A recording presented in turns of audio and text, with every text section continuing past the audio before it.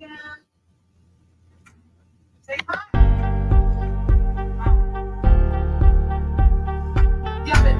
you know what? Don't come down.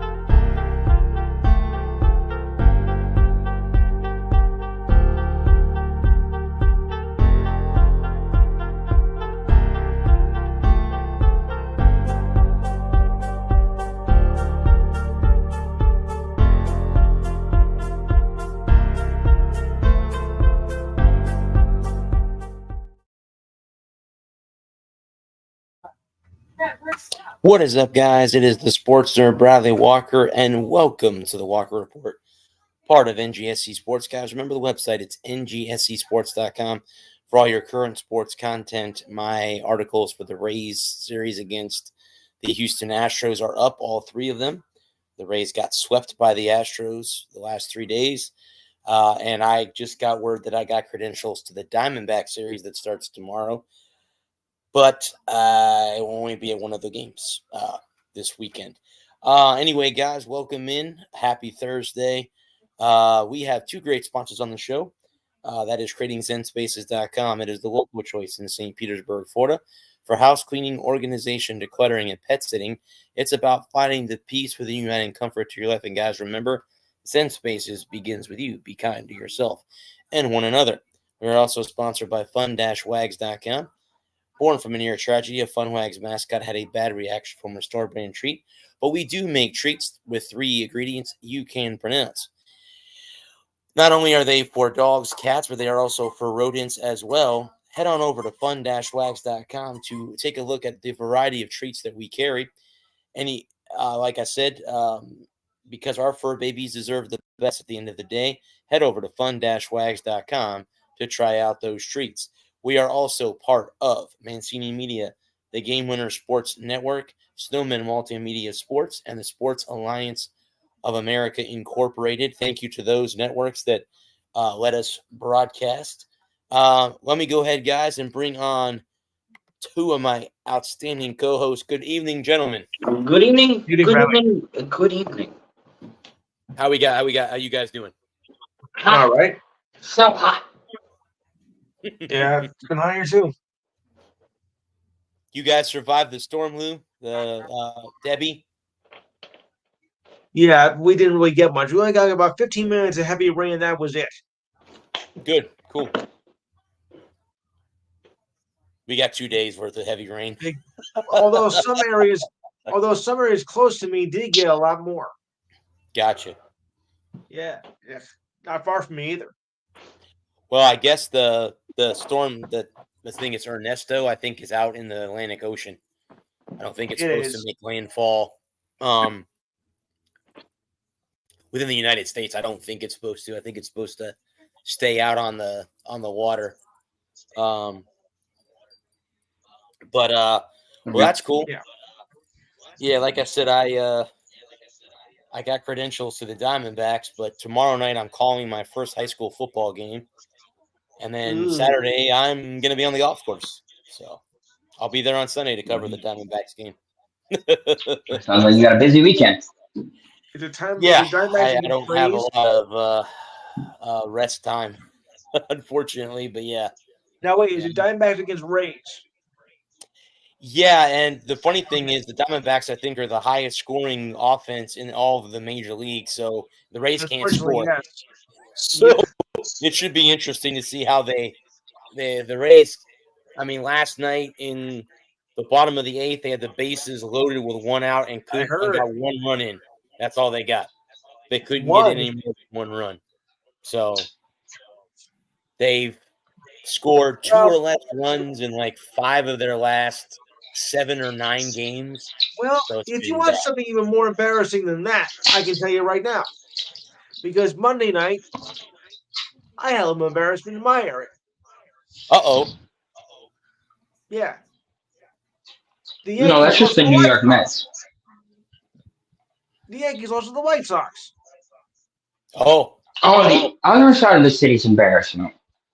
Well, come on, think about it, man. The team was 28 and 192 or whatever it is, and we lost to them. We lost to the Bad News Bears. Yeah, but then the next night, then Soto goes off and hits 3 home runs in one game. I know, but against still, them. you lose. I know, but still, you lose to a schmuck team like that. I can only just imagine how it's going to be going into the postseason. Well, Lou, the Rays got swept by them earlier in the year, so there you go. What? Yeah, the Rays lost 3 games in a row to the White Sox earlier this That year. was one of the only 2 games. Yeah, one of the few games they won this year. So there you go. Hey, we suck. We beat the Rays. Yeah. Yeah, the Rays aren't making the playoffs. They don't have enough I'm offense. surprised what happened this year. What did you guys sell the team last year? Well, that's the whole thing. Now that the stadium is in place, speaking of selling teams in the Tampa Bay area, the Lightning are going to be sold. Really? Jeff Vinnick's putting up his. So from what I've heard, Vinnick is going to put the team up for sale, the minority part of the organization up for sale. Then he's going to continue to be owner, but then once the majority of the new investors come in, he's going to relinquish the rights to them. So, Okay. of course, then it's like, oh, then are the Bucks for sale? Are the Rays for sale? So it's like one team goes up for sale, and they're like, oh, the other 2 teams got to be. No, not necessarily. But right. I have a funny feeling with the stadium deal now done. I wouldn't be surprised if Sternberg doesn't sell the Rays. In all reality, I wouldn't be surprised. So yeah, I'm surprised he hasn't sold them already.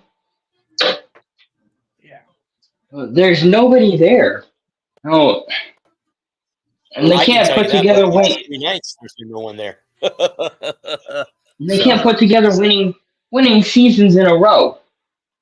It's like if you're an average team, you win more than you lose, you can draw. But even when they're winning 90, 95 games a year, they still don't draw. As they've done the last 5 seasons, and they've gone to the playoffs. The most Bud that they had against the Astros was Tuesday night's game. They had 12,000 people in the stands. Yeah. Now, they played the Reds. They played the Cincinnati Reds on a Sunday game, and it was Saturday night's game. They drew almost 20,000. They drew over 20,000 people for the Reds. But that's not really. It's a Saturday night. You should pack that thing full. Oh no, I 100% agree with you, bud. I 100% agree. I agree with you. Forgive me for not breathing for joy. Bad bets, You're going to have the new stadium. It's going to shine for 2 years. People are going to go, and then once the shine is off, are you going to be able to keep that crowd? That's one thing I don't know. And the thing about it is baseball is such a long season. I can foresee a situation where after 90, 95 games, or 75 games, them not being able to draw in the last week of the season. Because, everybody that wants to go see it has seen it by that time. We're deep into the season, especially if they're not playing well, if they're playing average or below average baseball, and you already said that they can't score. Well, they made a good point, guys, last night on the post-game show, because I don't stay for the post-game press conferences. I go home. I mean, even though I have access to the clubhouse and listen to Kevin Cash talk, I always like to listen to the post-game show on the radio. So I'll get my article done. I'll submit it to Ralph, and then I'll leave, and I'll go down in my car, and then on the way home, I'll listen to it on the radio. And there are some games that I'll get in my car, and I get home. I get out of there really quickly. Other times, there's traffic out the wazoo, and you can't get out of there. But anyway, they mentioned last night that the Rays have a great minor league system, but check this out. They're 26 years. The franchise has been around for 26 years. They have never developed a catcher, ever. They've never developed a catcher within their system. And the last position player everyday player that you would have would be Wander Franco, who is now under investigation in the Dominican Republic, which I heard earlier today.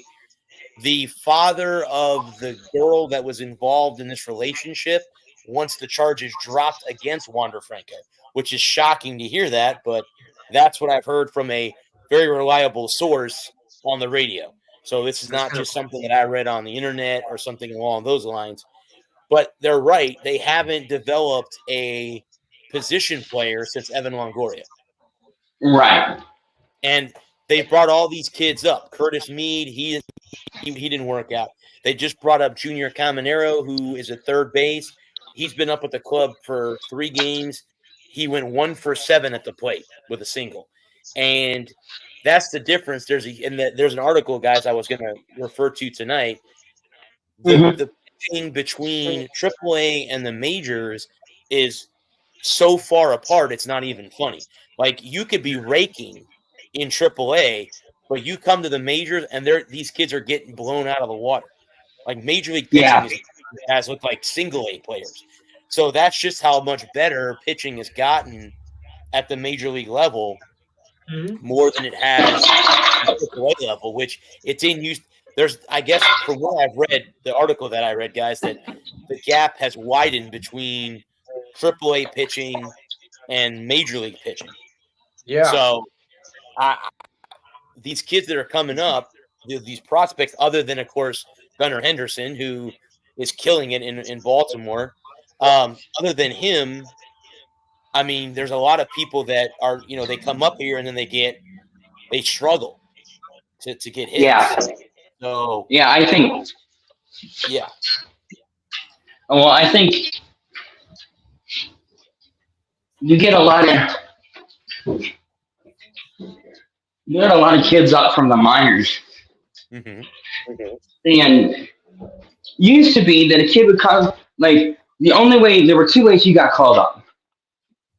Was if you were a replacement for an injury, or you were a September call-up, and they wanted to take a look at you for the last month of the year. I mean, especially if you were a bad team, if you were below 500 team, and you weren't going to be making a playoff push. So they bring a couple of kids up, take a look at them, and now it seems like anybody that hits over 300 in the minor leagues is getting called up in June. Mm-hmm. And they're just not ready to go. No. Because the Rays have had a lot of kids come up and they struggled. Not in September. Aranda, a lot of them have come up and they struggle, then they get sent back to Durham. Then they rake, but then they come back up here. Now, Caminero was up last year with the big club at the end of the season in September, and I think he went like 8 for 15, at the end of the season, which that was promising. And they said that he was a defensive liability, but the kid's been outstanding at third base. I mean, he's made some great plays over there at the hot corner. But again, that's been the Rays' MO all season, is they can pitch, but they can't hit. And you got rid of all your big bats. You traded away Paredes. You got rid of Randy Arozarena. So all of the big bats in the lineup are gone. And one guy can't do it. And again, it's a team sport. One guy can't do it by himself. Yandy Diaz can't do it all by himself. There's no one else in that. And again, most lineups, and we can go around the league, most lineups have at least 1 or 2 hitters that you fear. Like, you don't want to see that guy. You don't want to see, like, for the Astros, who I just got done seeing, you don't want to see Yordan Alvarez, who, by the way, Tuesday night during batting practice hit a ball off the scoreboard in right field and broke the scoreboard at Tropicana Field. Oh, way to go! That's coming out of your check. Bro, hit during batting practice. I'm in, guys, eating before the game started, and I get a message on my phone that says, Yordan Alvarez just broke the Jumbotron at Tropicana Field. And I go back out to my seat, and it's black. The scoreboard's black. Okay. And it remained black the entire game. And the only thing that sucks is, and I was talking to one of the guys that I'm getting to become friends with, an older writer, and he goes, "Yeah," he goes, "I really, really miss the scoreboard." I go, "Yeah, because we count on that scoreboard a lot for batting averages, for pitches, and when there's no board or nothing to look at, it's hard. When you get used to seeing something like that, it's hard to so." But yeah, that was interesting that he broke the scoreboard. But it was working yesterday. When I got to the game yesterday, they got it to work. So overnight, I'm sure they got it to work. But yeah, that was cool. But I was reading. I got a couple NASCAR articles I wanted to talk to you about. First of all, it's strips off a playoff berth after he Logano and Denny Hamlin at Richmond. Is that true? That is correct. Mm-hmm. Okay. Is it because he wrecked those guys? Is that why they took the playoff spot away from him? That is NASCAR's official version. Okay. Mm-hmm.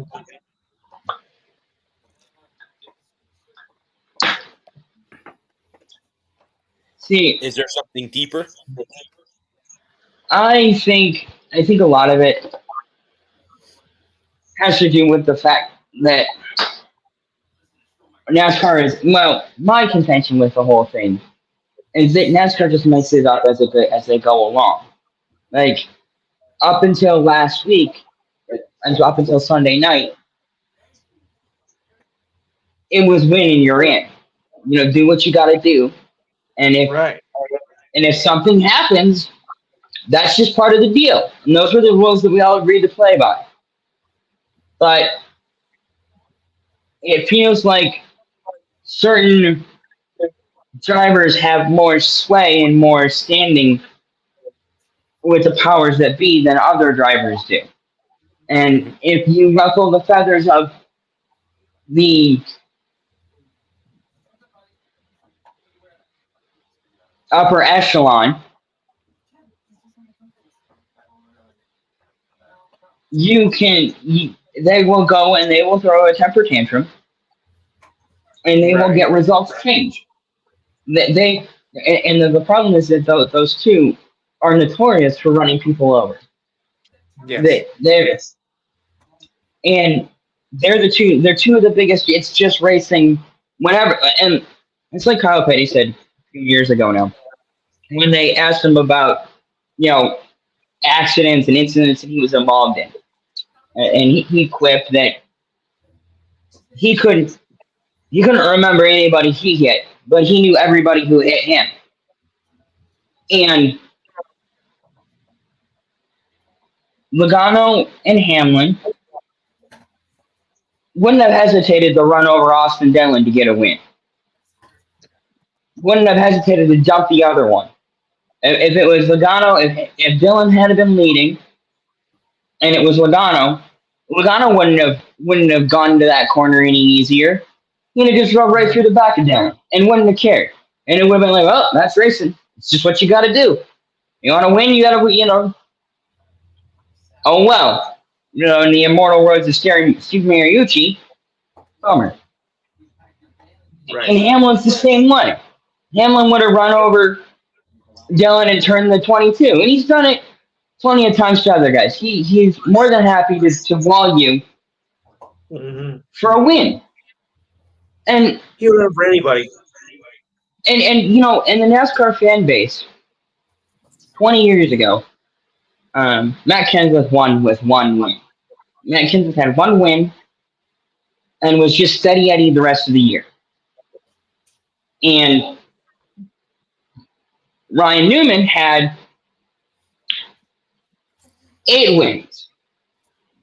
And fans wanted the wins to count for more. They wanted wins to matter. They wanted winning. They didn't want some guy to win one race and then coast to a title every year. And so NASCAR made changes to the sport to make winning mean more. to make winning matter. And what we had on Sunday night was the culmination of NASCAR's win first mentality that they've created. NASCAR created the monster, and when NASCAR created an attack dog, and then they put the dog down when it bit someone because they couldn't control the dog anymore, and because winning mattered more than just running second. And now you have to, if you're a driver and you get into somebody, are we going to just start penalizing any contact? Are we going to start saying it's conduct detrimental to the sport? What the hell does that even mean? What is conduct detrimental? Because if and I think it's something that is an analogy that I was thinking after it happened, is that when it's the woo hit in football, right? You know, when a quarterback throws a hospital ball over the middle, and the safety takes the receiver's head off, if two teams you don't care about, then that's just football. Yeah. If your team is the hitter, then that's good, clean football, and you know they ought to be putting, you know, like Jack Lambert said in the '70s, if they can't handle it, just put tutus on the quarterback. And if your guy is the receiver, then it's dirty and it's unacceptable, and it's not the kind of hits we need to be having in football.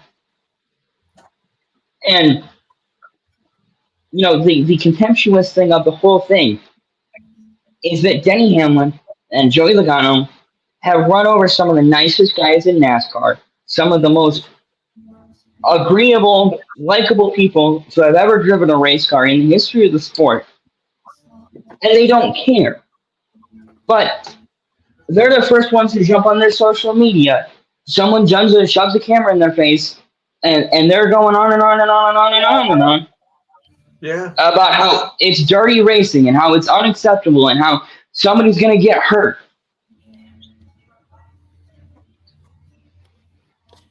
So it's one of those things, Bud, where it's when the shoe's on the other foot.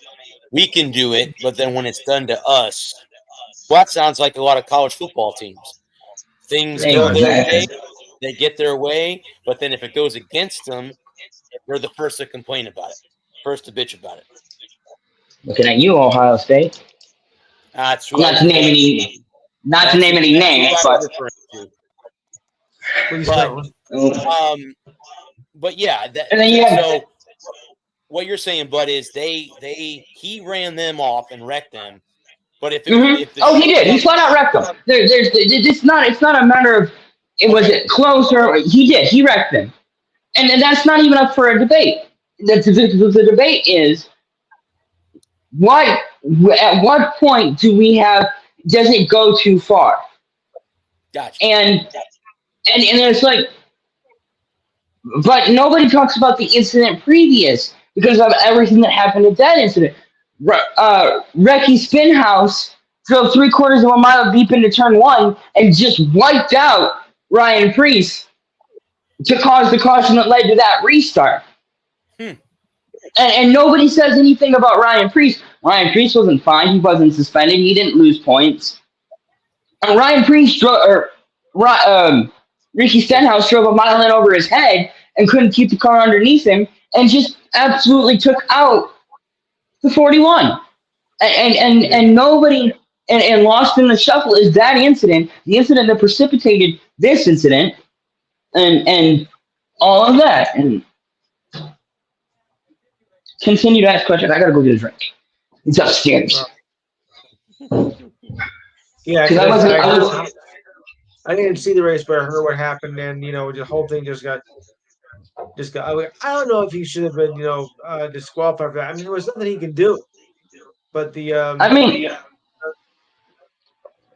but the committee thought so, like, you're a dirty racer. You're just a little SOB. I don't know. He did all he can do. It was dirty racing, but it was against two of the dirtiest racers in the business. I mean, you can't be a dirty racer like when you're a nice guy when you'll give it like you might throw a block, right? But blocking's racing. You might rub a guy. You might bump a guy out of the way here and there. But you're not an overall dirty driver, and you're not considered a dirty driver. Then it's more understandable for somebody like that to be upset when they get run over. But if you're a dirty driver, if you're a guy that's willing to run over his own grandma to get a win, like Denny Hamlin. Yeah. Yeah. Denny Hamlin is, he's the cock of the walk when he's on the podium. Right. And it's if you don't like it, don't watch Kyle Busch. Yeah. And fans have been begging for the bad guy. They want a guy to root against. And the two guys that everybody roots against got wiped out by a guy that's, he's an okay driver. He's the kind of guy that's,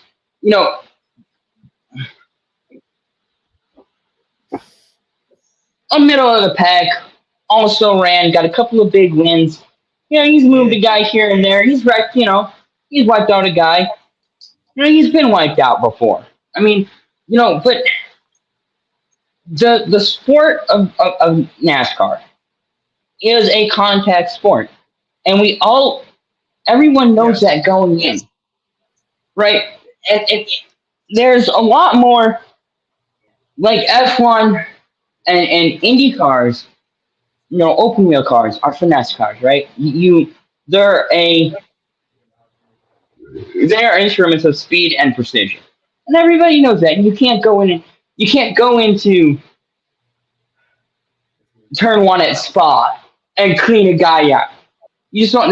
Those cars aren't designed for that. They aren't. That's not what the brand of racing is. But NASCAR's always been that way. Beating, banging, gouging, fighting. The sport was built on it.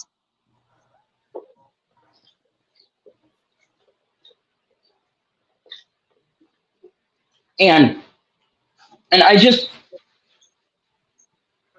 I understand being upset and being frustrated. I mean, guy wiped you out, cleaned you out. But that is the nature of the game. And NASCAR started when, it all stems from 2001, the loss of Dale Sr. and the fact that they didn't have another, NASCAR was trending this way anyway. If Senior was still alive, if Senior had never, if he hadn't have died in that wreck, NASCAR was going to lose its popularity anyway. It was a boom and bust. And NASCAR was already losing corporate sponsorship. They were already bleeding numbers. And attendance was slowly, attendance was strong, right? They were packing the grandstands, but it was starting to trend downward. And we could see, if you were paying attention to the trends, the economic trends, and the fact that people were starting to spend their money on other sporting events and just other events in general, NASCAR was going to always be a trend. It was hot in the 90s, and it was going to, even if Senior doesn't die, NASCAR would have, when Senior ended up retiring, and his fans lost interest anyway, by just natural attrition, NASCAR was going to lose fans anyway. And I think that people, it's such a moment in time that it's a dividing line between old NASCAR and new NASCAR is February 18th, 2001, and the death of Dale Sr. But that doesn't tell the whole story. I think that a lot of fans lose sight of the fact that even before Senior died, sponsors were leaving the sport. Attendance was starting to trend downward. Trucks were getting bigger, and they weren't being, after 2 or 3 years, they weren't selling out anymore. The new tracks in Chicago, Kansas, Texas, they were Miami, Homestead, New Hampshire. people were already complaining about the racing there. Yeah. And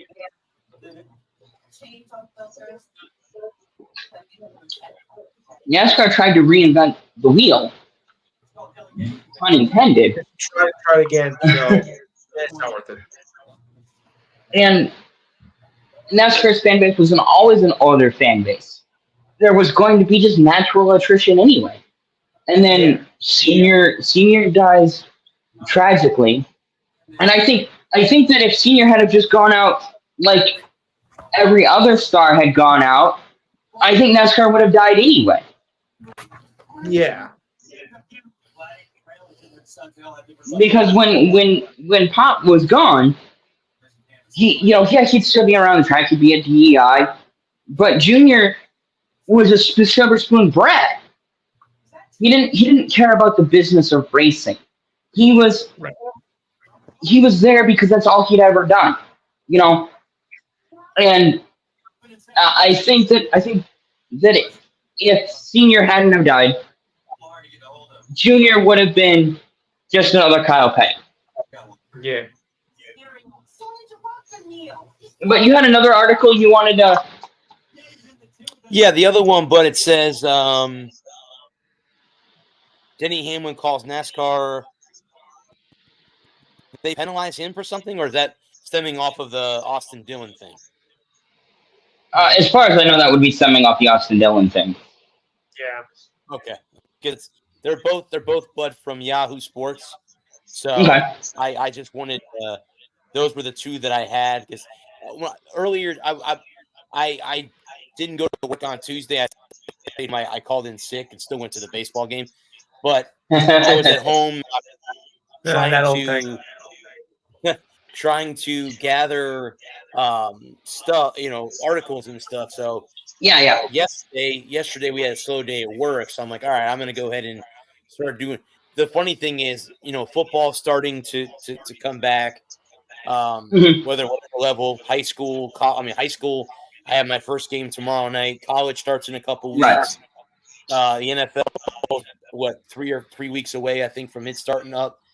And basketball, NBA basketball will be back here in a couple weeks. The WNBA, I think, is getting ready to go to the playoffs. Lou, you can tell me on that because I'm not a WNBA guy. You could tell me if. Yeah, well, the Liberty have 8 games left after tomorrow, so the season's winding down. And it's both their first games back with just after the Olympics and WNBA All-Star game. So it's really coming down now. And next year, both and next teams year won the they'll gold. right. And next year they're going to go to I think 45 or 46 games, so it'll be expanding. Oh, nice. And they're getting a team in Toronto, right? Is that what they're doing Yes, next season? Okay. Thought that's what I had heard. That they were expanding to Toronto. Is it Toronto the only team, or are they bringing in 2 teams into the league? I think there's one. There's going to be another one in 2026, so it's going to spread out. Yeah, isn't San Francisco getting a team? Yes. That's cool. If I understand correctly, it's the same group that owns the Warriors. You'd be correct on that. But well, I'm curious. Speaking of expansion, I'm curious to see how hockey will do in Utah. That they have that new franchise in Utah, which I think, right, if I'm not mistaken, is going to be called the Yetis. I think that's the name that they're going towards. I like that, but right now it's going to be called the Utah Hockey Team, which correct. Utah Hockey Team. Right. Name we had. Yeah, they won't. So in other words, you're going to be named under the Abominable Snowman. Yeah. Basically, yeah. Yeah. Well, kind of fitting. Utah, there's a lot of snow up there and ice, so why not? They played this year, so I'm going to try to go to that game so I can officially say I've seen them play every NHL team. I don't know. I don't know how hockey's going to do, because I think the problem with hockey in Arizona was the team wasn't very good for far too long. You know, and like I said last year, when the Coyotes were being shocked and we didn't know what was going to happen with them, it's like, the hockey world has expanded, unlike it did 25 years ago when all these new teams, 30 years ago when all these new teams were coming in, and Southern hockey was, and I think the biggest problem for a lot of programs in non-traditional hockey markets is they don't have an inbuilt fan base. Like, I think, like, if you were to put a team back in Hartford or you put a team in Quebec again, like they have a natural built-in fan base. Yes. Because they have high school hockey, they have college hockey, they have, or major junior hockey. Right. And when without in Utah, out in Arizona, Texas, Florida, the hockey that it's taken 30, 40 years for hockey to catch on in these places. Right. Mhm. And I just don't know it. Without local hockey, high school hockey. Like, how many high school hockey teams are in Utah? Any? How many college hockey? I know Arizona State has a hockey team because that's where the Coyotes were playing because they didn't have a regular arena. Yeah, crap But- like that. And like, is there any fan base there? I don't know. Yeah. And hockey, the unfortunate thing about hockey, and as much as I love the game, and I do love the game, hockey is not a cheap sport to get into. No. And it's certainly not a cheap sport to play. And so for a lot of hockey fans, and to get new fans involved,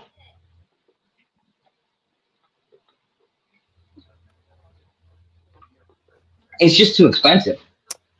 It is.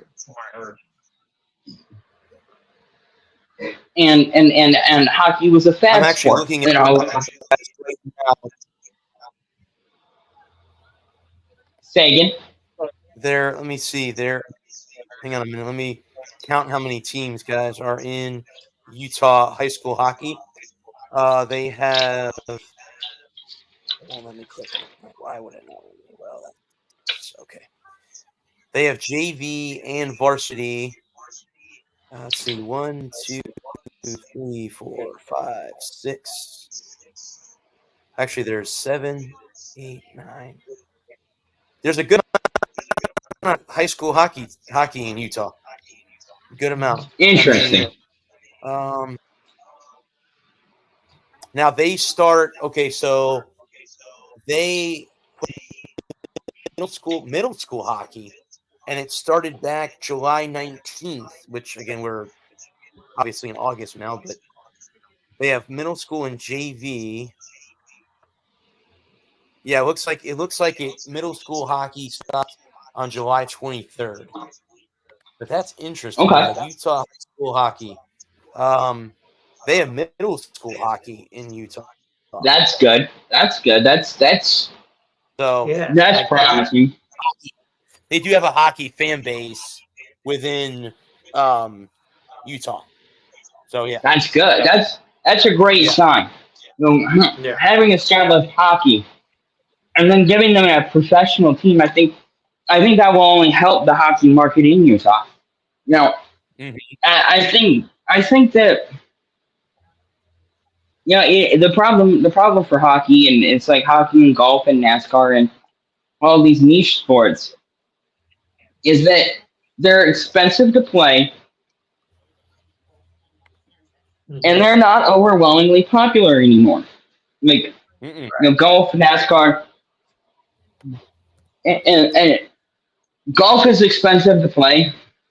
Yeah. Racing is racing is expensive, Yes. and golf, auto racing, hockey all require extremely specialized fields. You can't just go out and plow up 100 yards worth of dirt and paint some lines on the field.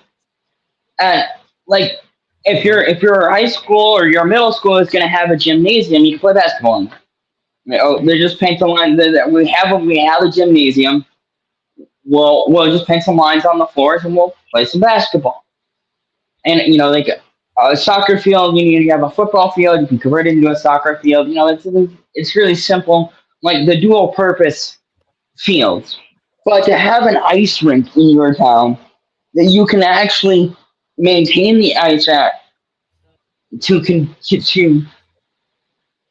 be conducive for year-round hockey, or having a racetrack in your town that you can upkeep for year-long racing or semi-year-round racing, or to have a golf course that's accessible to the general public, that's a reasonable course to play on.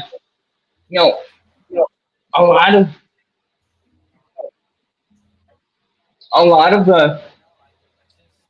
the people that got into the sport 20, 30 years ago were .com millionaires. And those kids, they just didn't care. And when the .com money dried up and everybody moved over to housing, and the housing money dried up, and everybody moved over to cryptocurrency or whatever the next trendiest thing was. And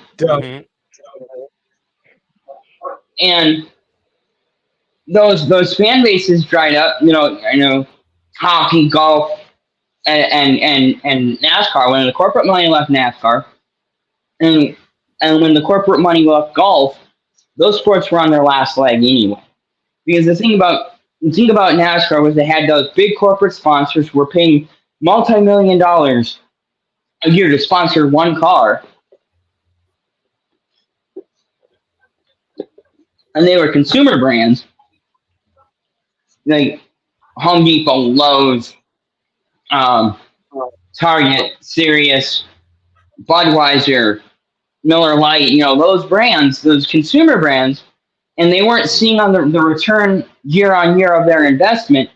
They looked for other cheaper avenues to spend their money. And the same thing with, and golf was super big in the .com era because that's where business meetings were held. Well, you'd have these business guys in their business suits, and they go and they play 18, and they come in, they have a couple of drinks, and shoot the shit in the shop, and they make a business deal. Right. And when those blue white collar jobs, middle management white collar jobs went away, because they were all like, you didn't need 3 managers for one floor of your office anymore because of the .com revolution, because everybody was on emails, and you could have one guy doing the workload of 3 guys at half the price. So you were able to eliminate 2 jobs and pay one guy a third of the price of those 3 guys, the other 2 guys, and they had to go out and find real jobs now. All the extra money for NASCAR and hockey and golf all dried up. Yeah. And everybody still wanted to cash those multi-million-dollar checks.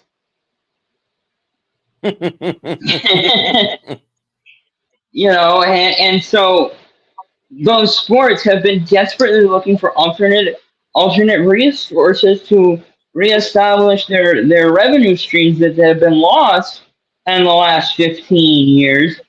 Between the housing bubble and the .com bubble and the automaker crash, and the fact that those markets haven't rebounded to the same levels. We have so many established websites and web pages that are just instantly accessible and are known by name: Amazon, Google, Yahoo. And everybody, and if it's not, you have apps for everything, like YouTube and Spotify and video conferencing like Skype and Zoom and StreamYard and everything else, and all the other stuff. Like so many of those corporate jobs that were so vital 20, 25 years ago are gone. And those good paying, low skill, blue collar jobs are gone. And the BA and finance jobs are gone. Like, you go to college for 2 years, you get an associate's degree, and you can start at $100,000 and go up from there. So many of those jobs are gone because they've all been replaced by computers. Because and so it's the ever changing landscape of what the American sports media, what the American sports fan consumes. Like,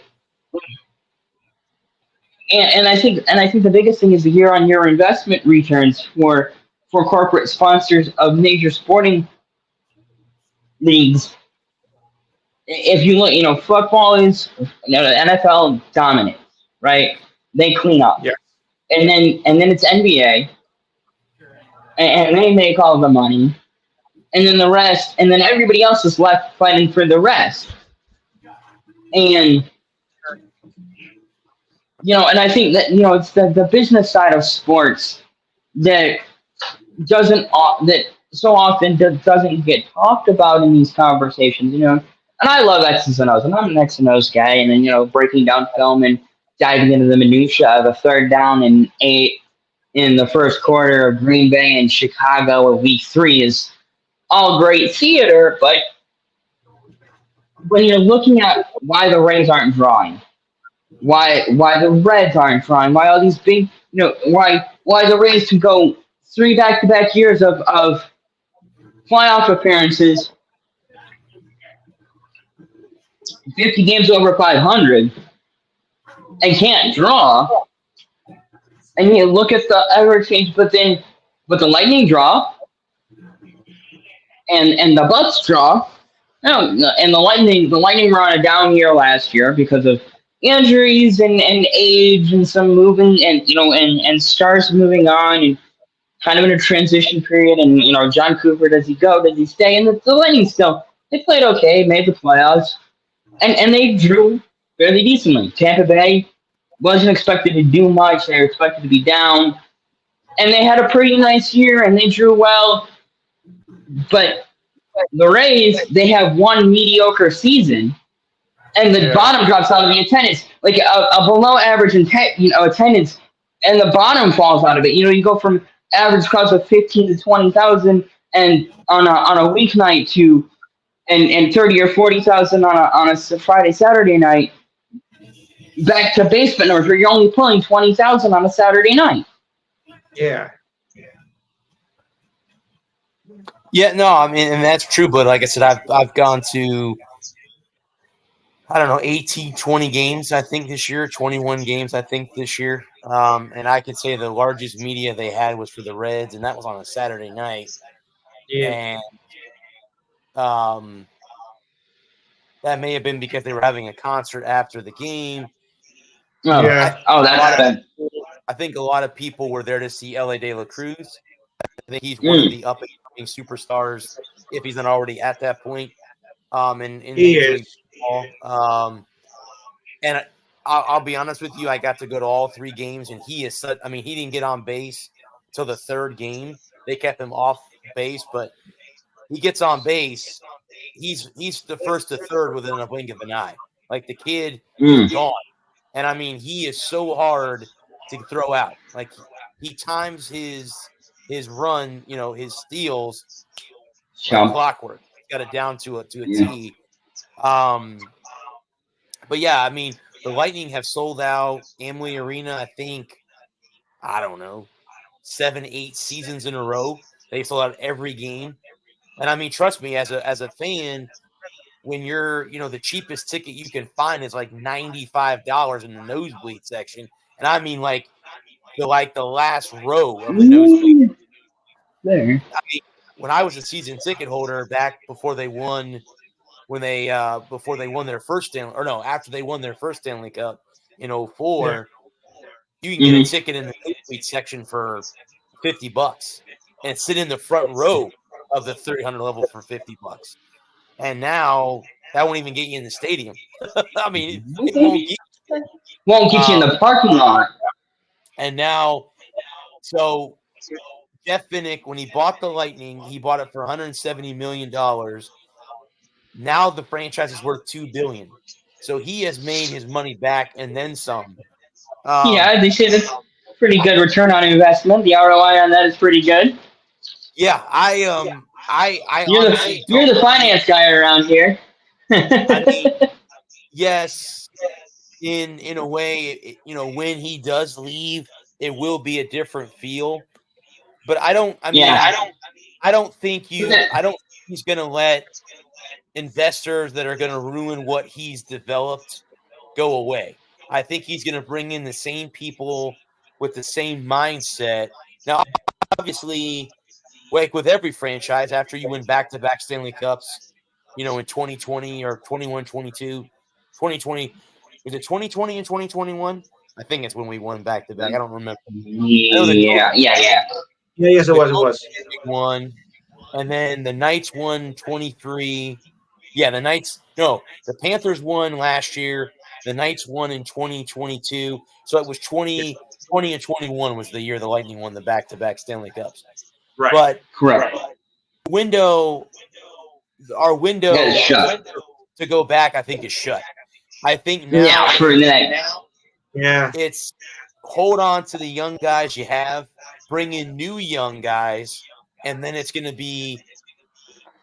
take time for the team to redevelop into a team that can contend, especially being a team that's south of you in Sunrise is good. Like the Panthers are a good. Now, Florida lost a lot of players during the offseason. They lost, but they replaced some of those guys. So we'll see how the Panthers do. I watch a YouTube channel called The Hockey Guy, Shannon Heat, if you guys ever want to watch. The guy is brilliant with his hockey insight. But he had a video not so long ago about how he thought Florida could repeat. Now, when we talked earlier, when the Stanley Cup had finished up, I think the question was who we thought was better to go back. And we think most of us agreed it was Vancouver. I asked my buddy who I went to Vegas with, Edmonton. And I asked him the same question. He agreed with us. He said the Oilers are more prone to go back because they didn't lose as much during free agency as the Panthers did. Yeah. So we'll see, because let's see. Preseason hockey starts beginning of next month. We're a couple of weeks here before the NHL gets into preseason, which just like in football, it doesn't matter. We watch because but it doesn't matter as much as preseason football. The only thing that counts in preseason are the injuries. Yeah. So that's you're trying to avoid your major guys going down.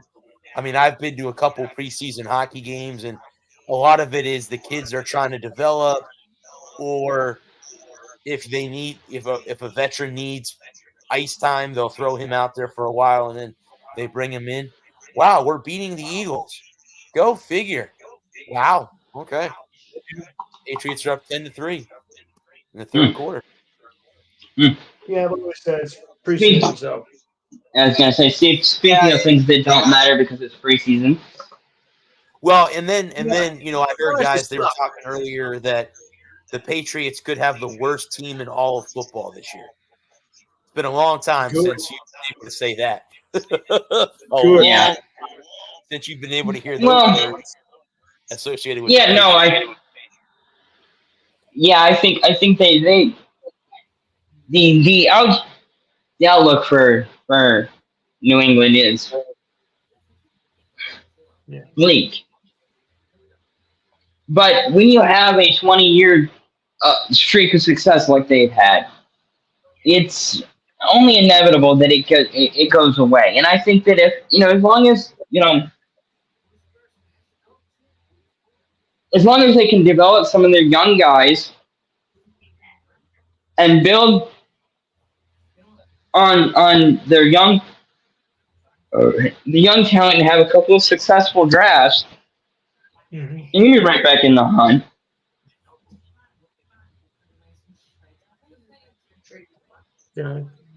Well, I think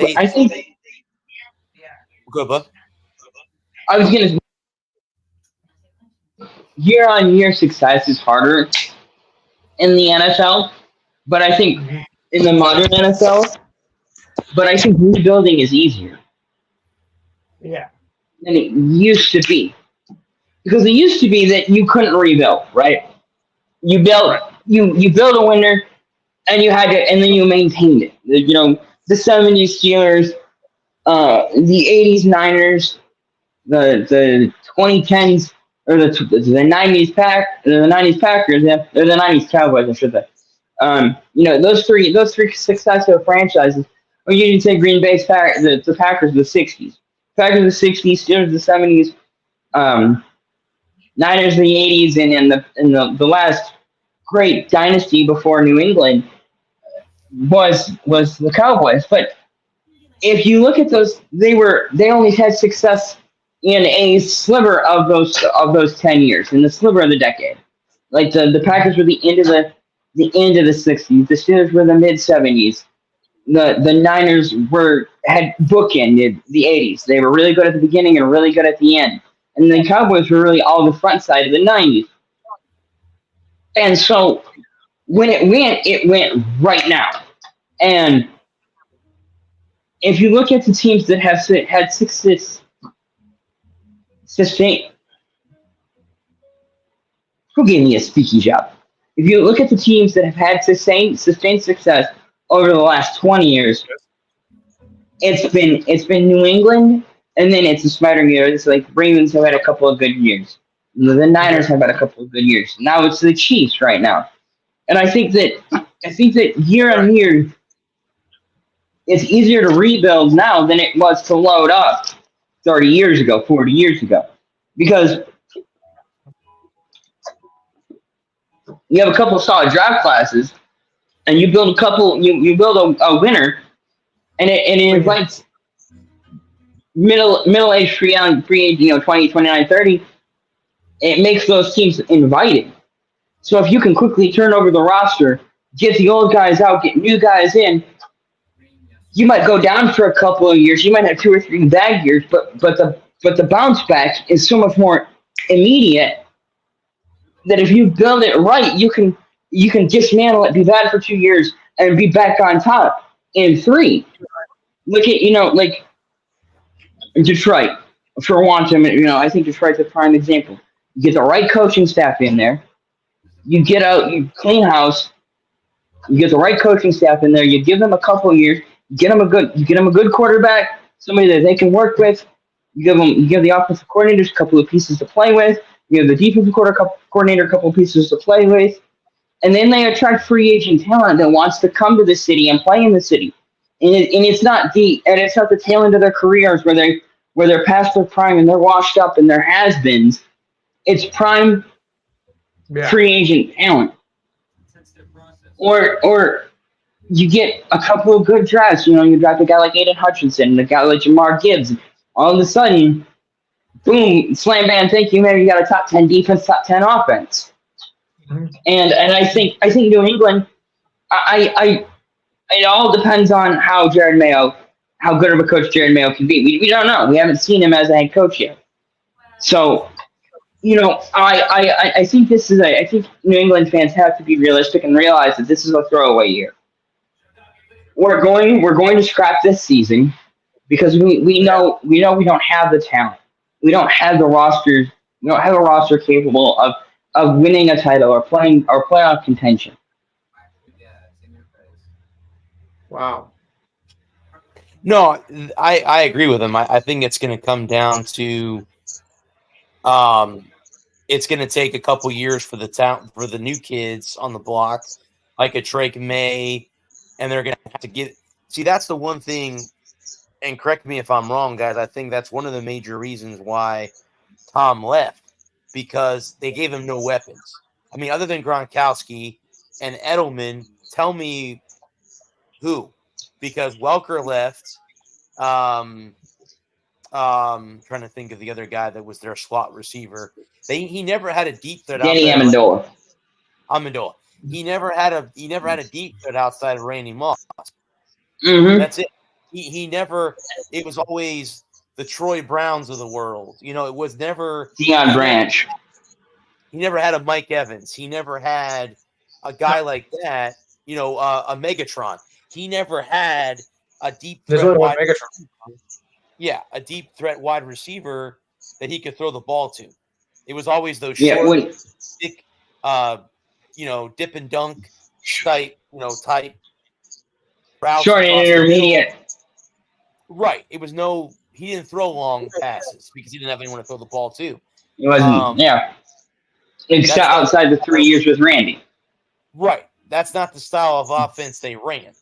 And, you know, I think, like you said, I think it's going to take some time to see how Gerard Mayo, what type of coach he is. I think they made the right decision. I know a lot of people are like, well, Belichick. After a while, I think, in a way, After a while, the game leaves you. Down as the greatest coach of all time. But it's good to get a new voice in the locker room, and even in college. After a while, it's like, okay, guys get tired of the same Burnout. Get a new voice, get a new face, whatever you want to call it. Yeah. And for example, I was talking last night at the Rays game about the Bulls, and I think as of right now, again, the season starts in a couple weeks. As of right now, Coach Golish was the right choice. Within a year, he took a team that won 2 games in 2022 and won 6 the year after that, and then took us to a bowl game and we won.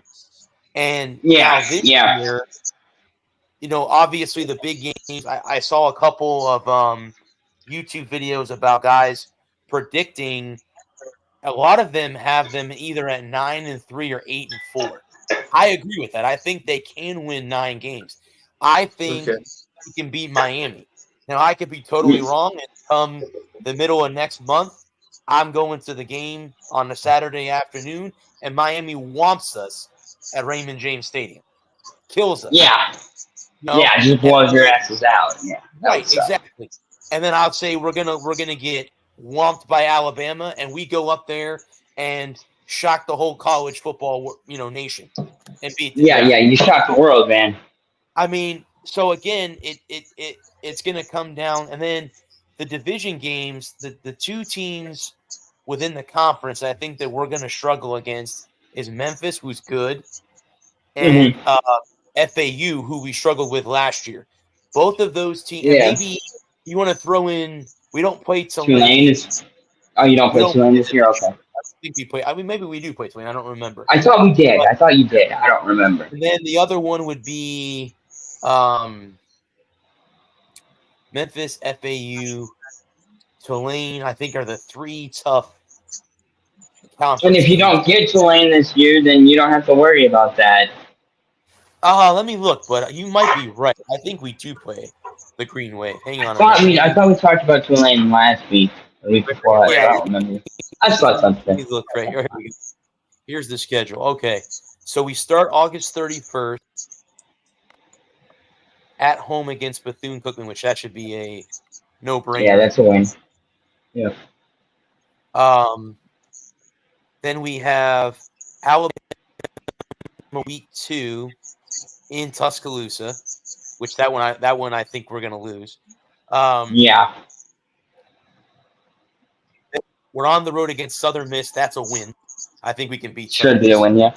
Then we're home against Miami. You're right, but we do play on the road. That's September 28th. I would say Memphis, Tulane, and FAU will be the 3 games in the conference that we have. So but I don't like that. I don't like that Mississippi State game though. Southern Miss, sorry.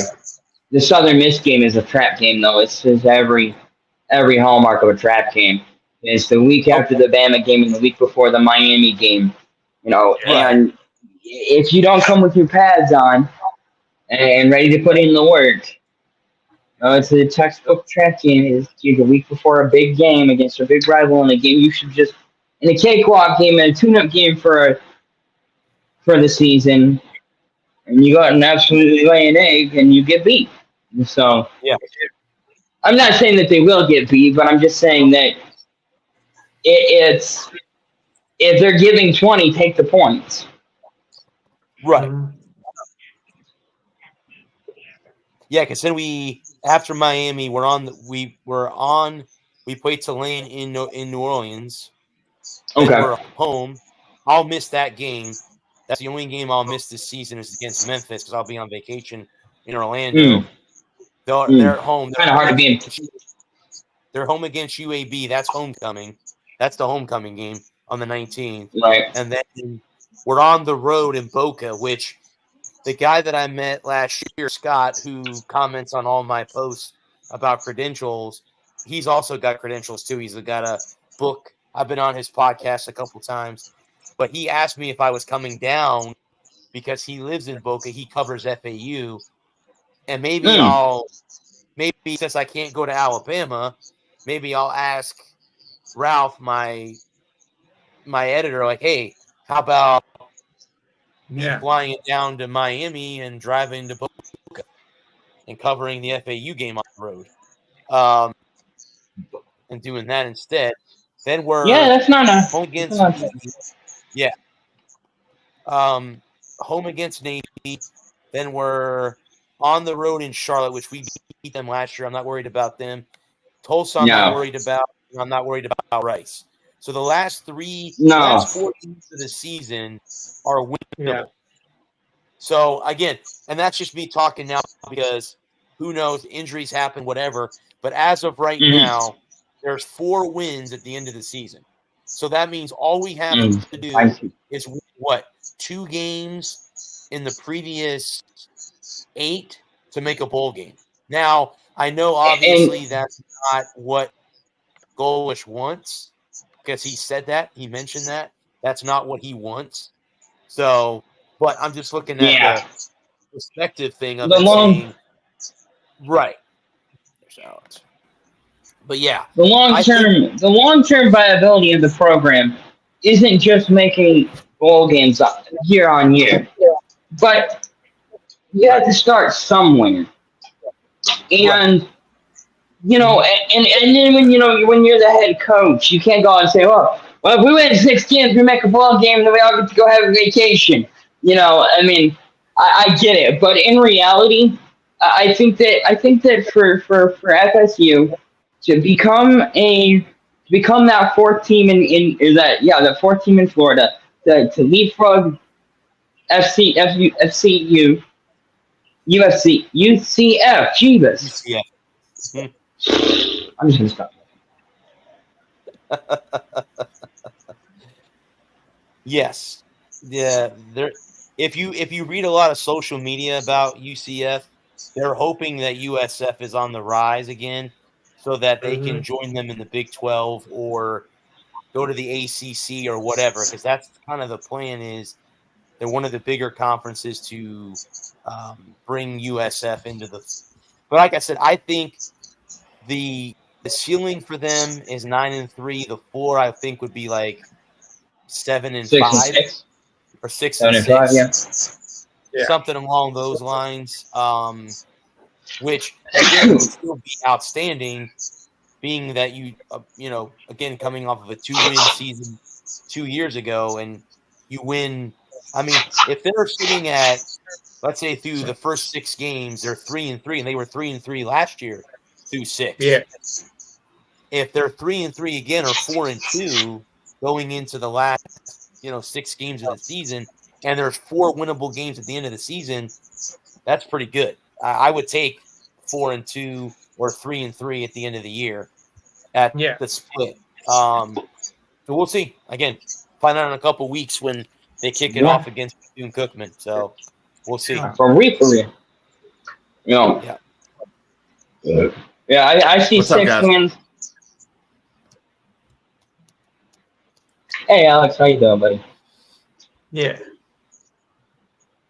Chilling like Bob Dylan. It's Thursday. It's one day closer to Friday. We're almost there. I'm not having a good speaking night. My fearless forecast for them: 8 wins. I like them to upset Bama. That would be awesome.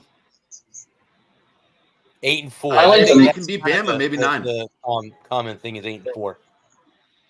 Yeah, I think Bama's a loss. I think Yeah, and don't get me wrong, I'm Miami. rooting for them to win. Yeah, of course. I'm pulling for them to win. I'm But rooting for them to win yeah. 9. Yeah. It's going to hinge on Bama. If they win Bama, they can go on a serious run. It's not going to like derail their future hopes of the next 5 or 10 years. Right. If they don't win, but if it does, that's going to catapult them really to a new level beyond just this year. It's just a monumental game.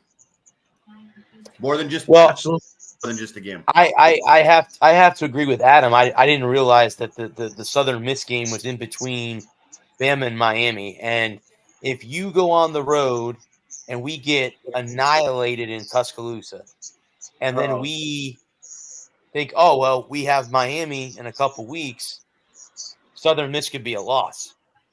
I mean, they could beat you if, like you said, you don't put your pads on and you don't prepare. And I hope it doesn't happen that way. I don't see that happening with our coaching staff, but you never know. I mean, like I said, if we go to Alabama and we only lose, say, by 7, 10, 14 points, even though that's a loss, it would still be a win. If we don't get killed, we don't get blown out of the stadium, I think we're going to be fine. But yeah, if we beat Alabama, that's going to be one of the biggest upsets. It would. The tall order. Oh, Lou, exactly. It's a very tall order.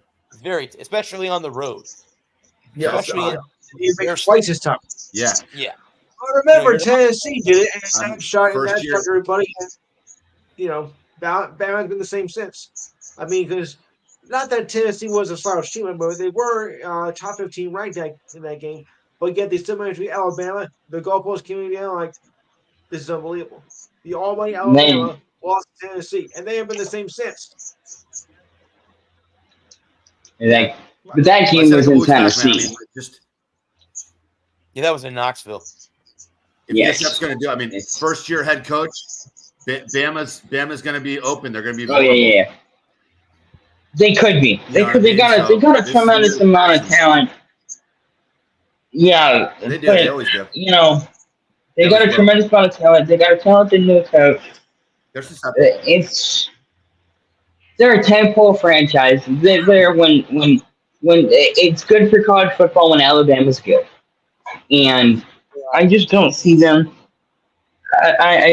Again, for the last 15 years, everybody's been predicting Alabama's downfall. And every time Alabama loses a game, they go, "Oh, they're not the Bama of old anymore." And then 2 years later, they're winning another effing national title. Yeah, and they were in the national championship game last year. Oh, they were in the Rose Bowl game. That's why. Yeah. But you're right, Brad. I agree with you, man. I think you're right. If they get their, just totally smashed and rocked on the road in Tuscaloosa, or like you said, further, like if whatever the outcome of that, the next game you described that's a look ahead spot. That's a trap. Like they say, the trap scenario where they might look ahead to. And it's on the road. It's in Southern Miss, so it's on the road. So yeah. It's in Gettysburg. So they're beat up physically. Like if they're tied in the fourth quarter to Bama and they lose, damn, that might very well, unfortunately, carry over to the next week. AKA and the week after, where they're just exhausted after an emotional battle because physically they're going to be very tired. After Bama's going to be an absolute dogfight, either win or lose. They're going to be tired. I think mentally exhausting game. Honestly, if you're going to lose that game, if you're USF, you just want to get thumped. A 28-27, a 28-28, 27-24 game on a last-second Bama field goal is just murder. That game can't. If you're going to lose that game, if you're FSU, you just want to get stomped.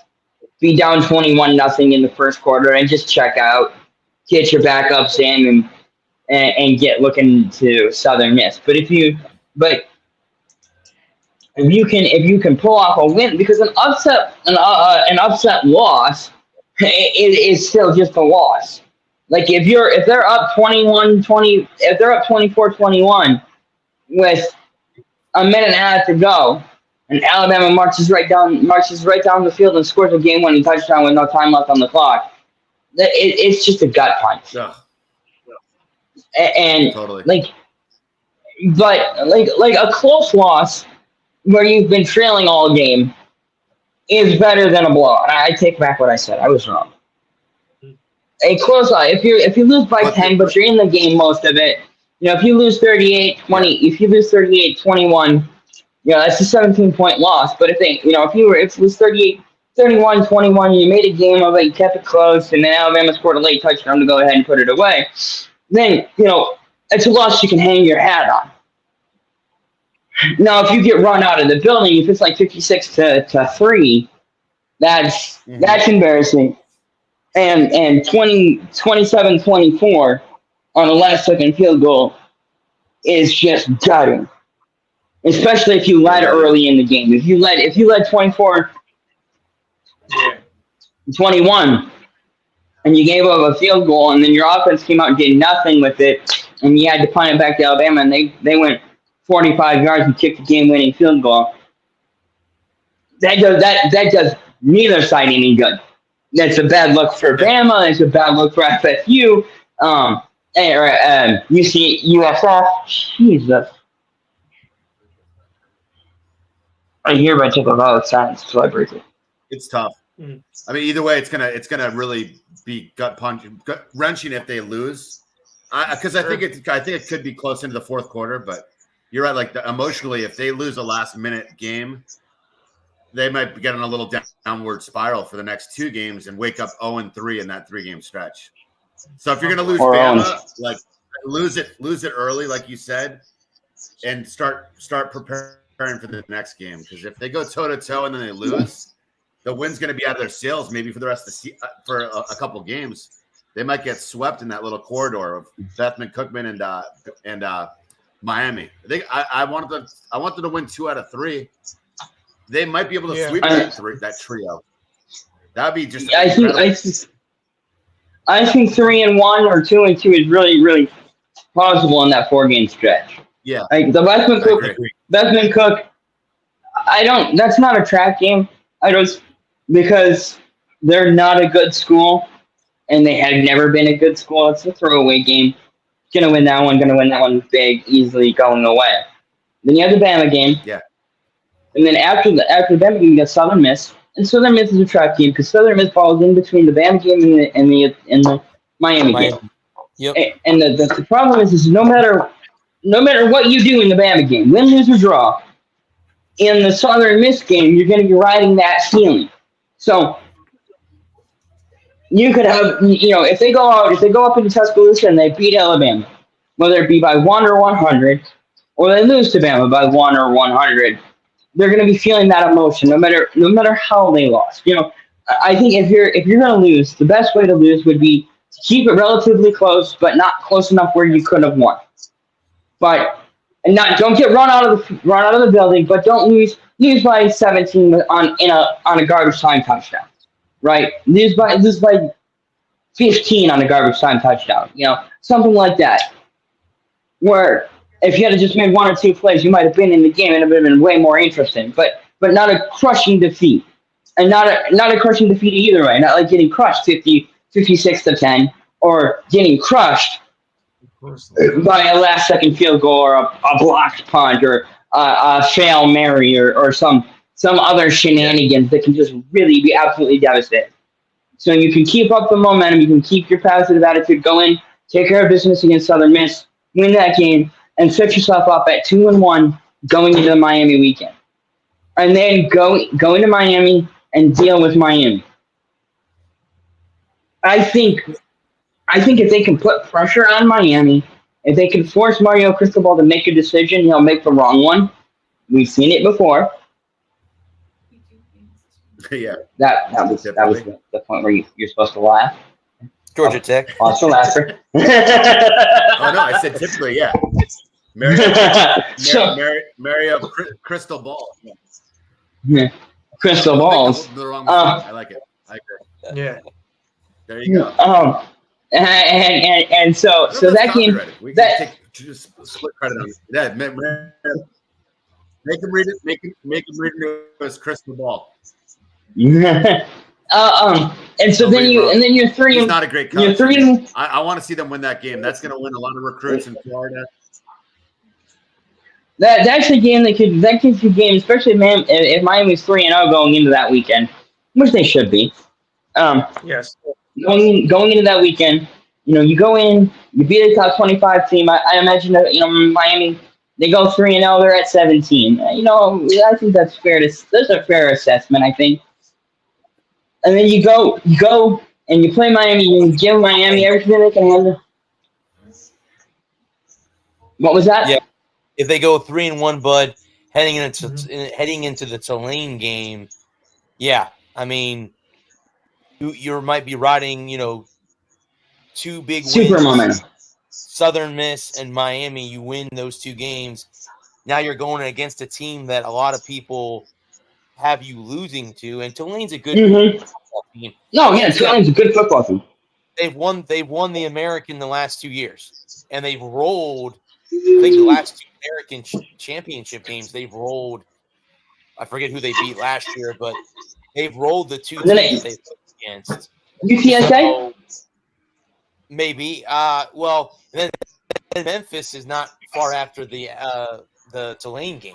So you have a rough stretch of Miami, Tulane, Memphis at home, and then you kind of get a little bit of a respite game, but a game that's not against a team that you can win against. But that stretch is going to be from Alabama to Tulane or to Memphis is going to be tough. That's a tough stretch. Yeah, but it's not impossible. I think the toughest game in that stretch is the Bama game. Once you get past Bama, you'll know what you have. After the Bama game, we'll be able to come back here and reassess where you're at.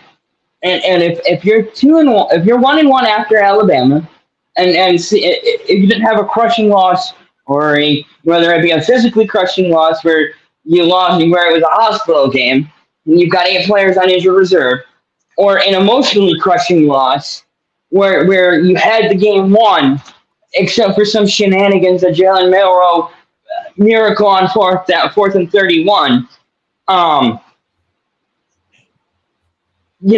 think you can hold your heads high after the Alabama game. Go down to Hattiesburg, tune up the Eagles, and get out of there with a big win, 38-20, and then and then get ready to go to Miami and party on their beach. Right. No, the Miami game's in Tampa. It's a home game. That's a home game for USF. Well, you go party on the beach and then you come home and beat them.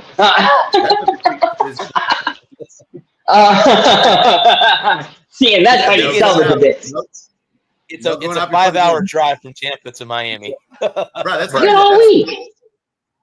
They're college kids. 5 hours ain't nothing. Brad, you're the subject matter expert. You're the expert we get a party on that roster. I mean, on that program. Is this the biggest game in their history? That Miami game for recruiting? It's got to be. Like it's the state of Florida. Look at since 2007. That could really make. That could really be a recruiting boon if they hammer Miami. The whole state's gonna be watching. Well, I think it's probably. Would you say it's probably the second biggest game in program history? Because I think that West Virginia game when they were number 2, and they. Oh yeah. Well, I forgot about that. 2007. The 2007 loss to West Virginia when they were number 2. Ugh.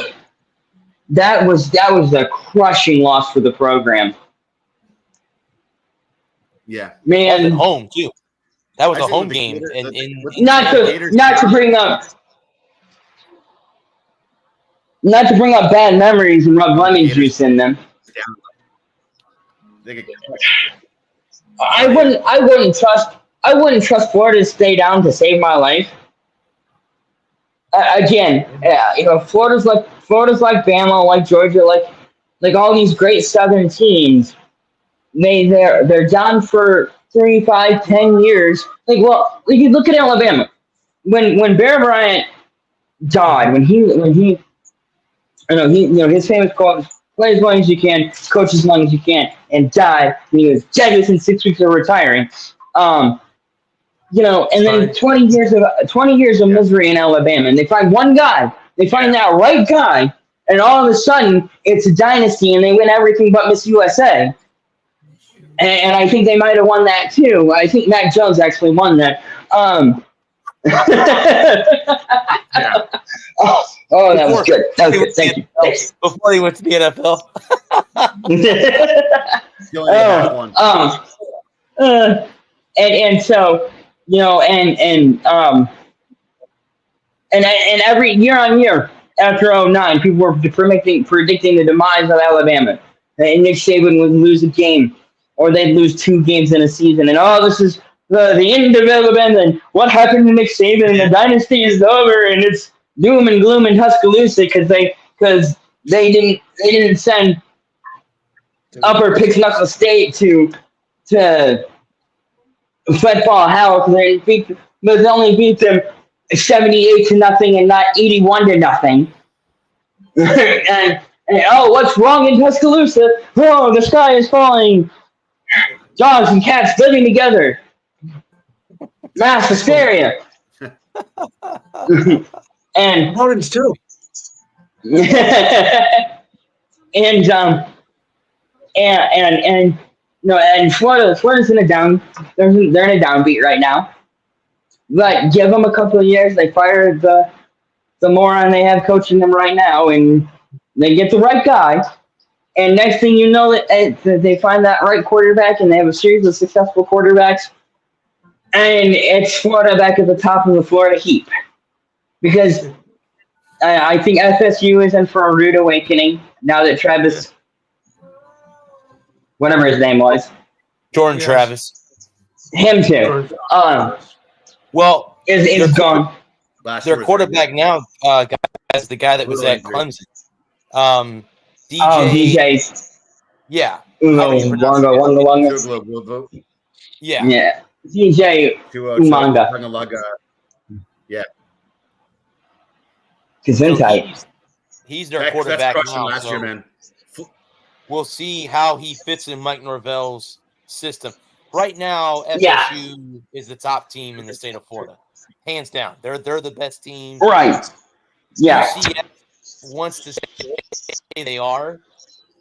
They didn't have they went. I think they went 6-7 last year in the Big 12, which they're going to get adjusted to playing those teams every year on a yearly basis.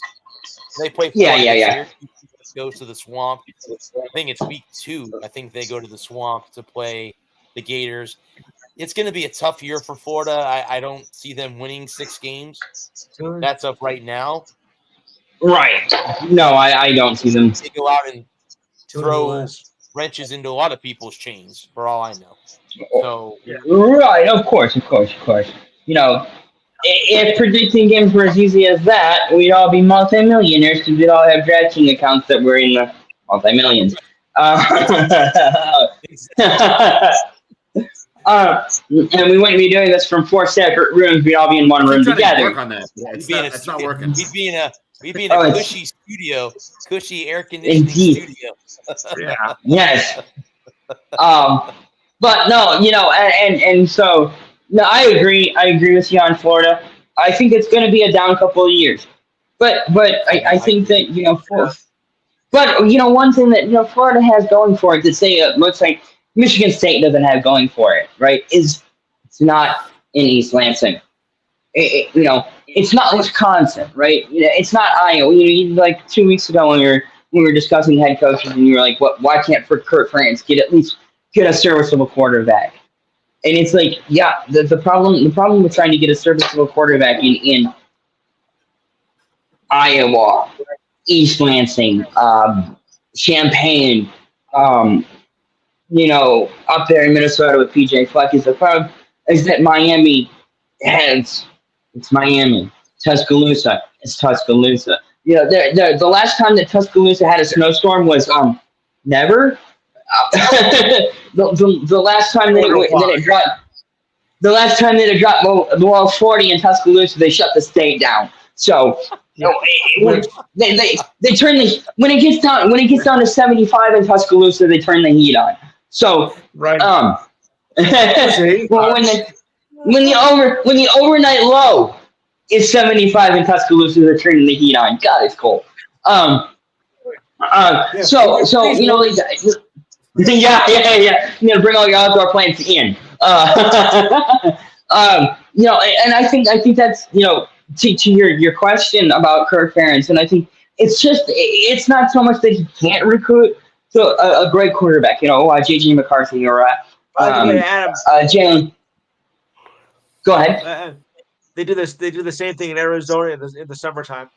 When it gets freeze warnings. Yeah, yeah, definitely. Right now. Yeah. I've been there, so I know. Well, and they go out and run their cars in Los Angeles if they get a clean air warning. A low smog warning. They go out and start the cars up.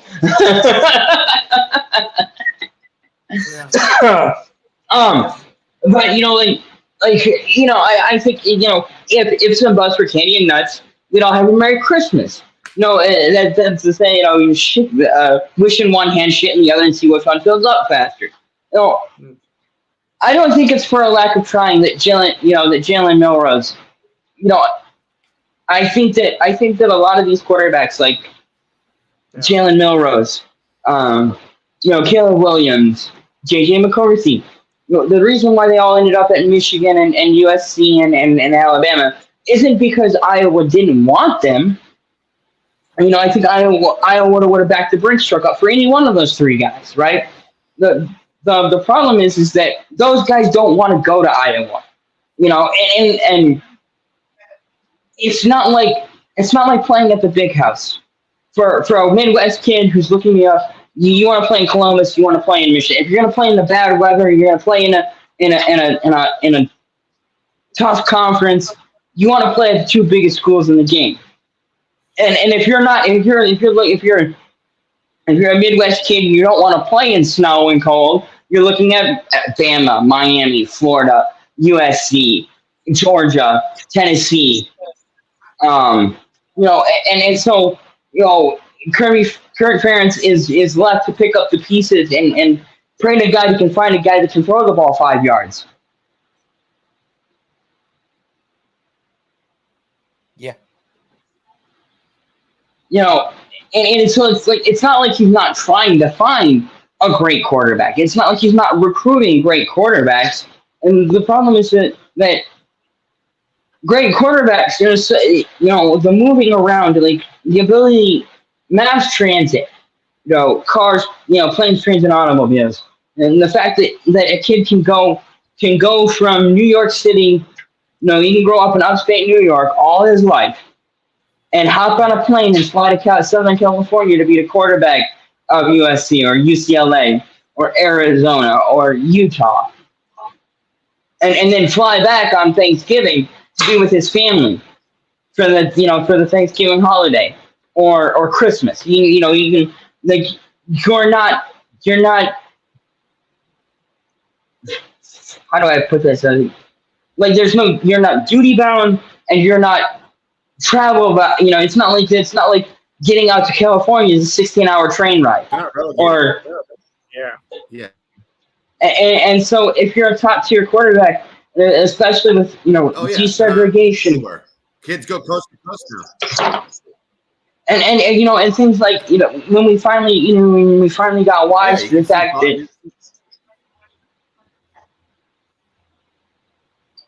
that segregation was a bad, you know, was a raw deal, and that, you know, that was a bad, terrible idea, and we you know, that everybody deserves an equal opportunity. You know, it makes those places that were once segregated that are now not segregated. Yeah, there are still rooms from segregation, there's rooms from racism, and if you get in the wrong place down in certain parts of that part of the country, you can still be it still can be a hostile environment. But then Boston's still a hostile environment for a lot of people of color.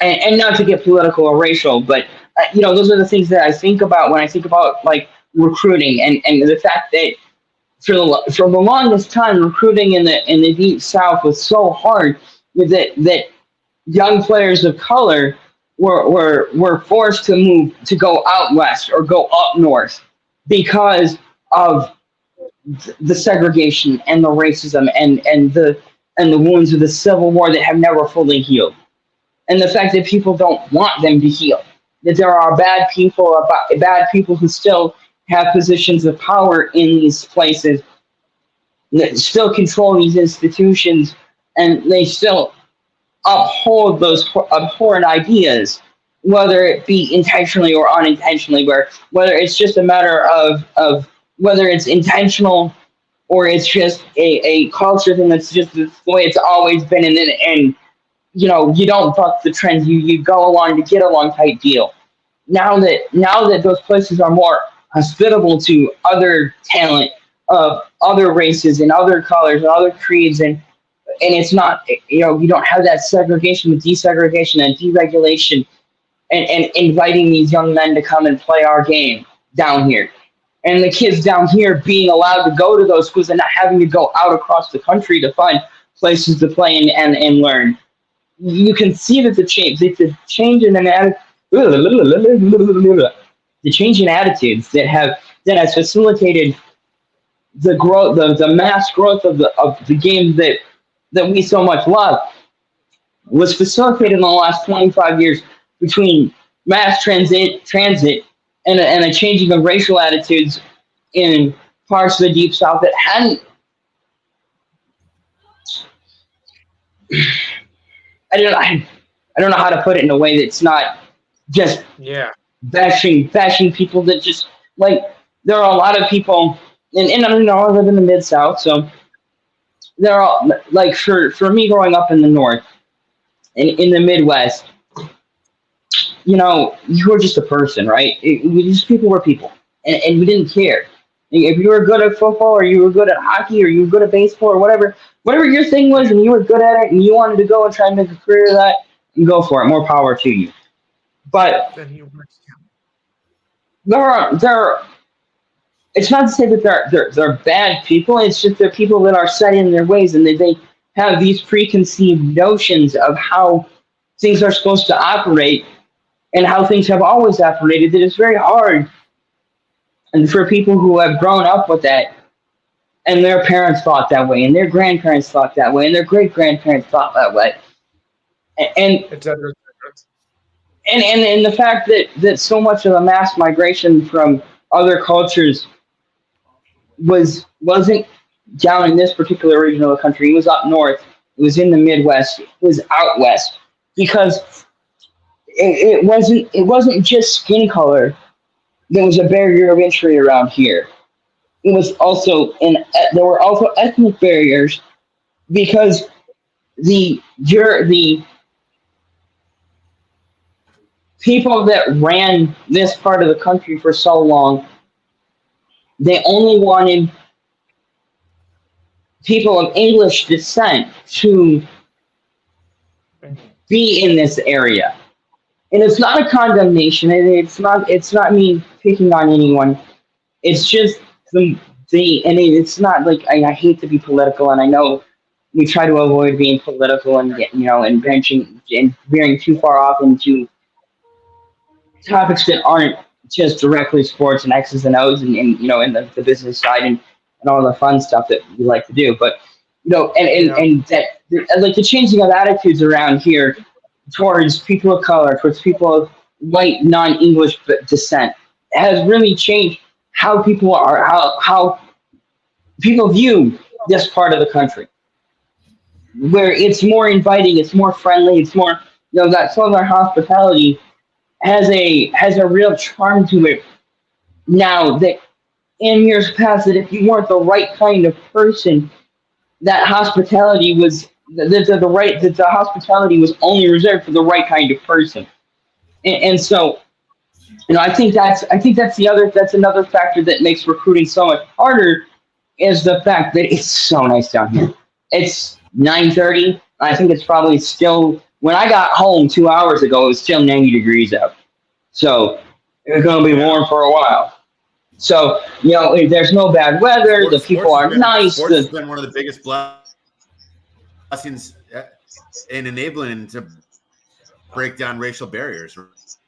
And it's not, and racial barriers are only skin deep, because there's still ethnic barriers that are still there have been, and it's different in the 5 years that I've been down here, or 6 years now. It'll be 6 years next month, actually, that I've been down here. I've seen a shifting of how people think and how people behave. Even in the 5 years, even in just the last 5 years, like there's a lot. People don't call me a Yankee anymore, and it's such a blessing. Ugh. And the hostility that I felt when I first moved down here, because I wasn't leaving, that's gone away. I'm just another guy. And sometimes people will rib me about being from Michigan, and sometimes and I get that every now and again, but for the most part, I don't let it bother me. It really depends on my mood, but I'm gonna stop babbling because I've talked way too much. Yeah.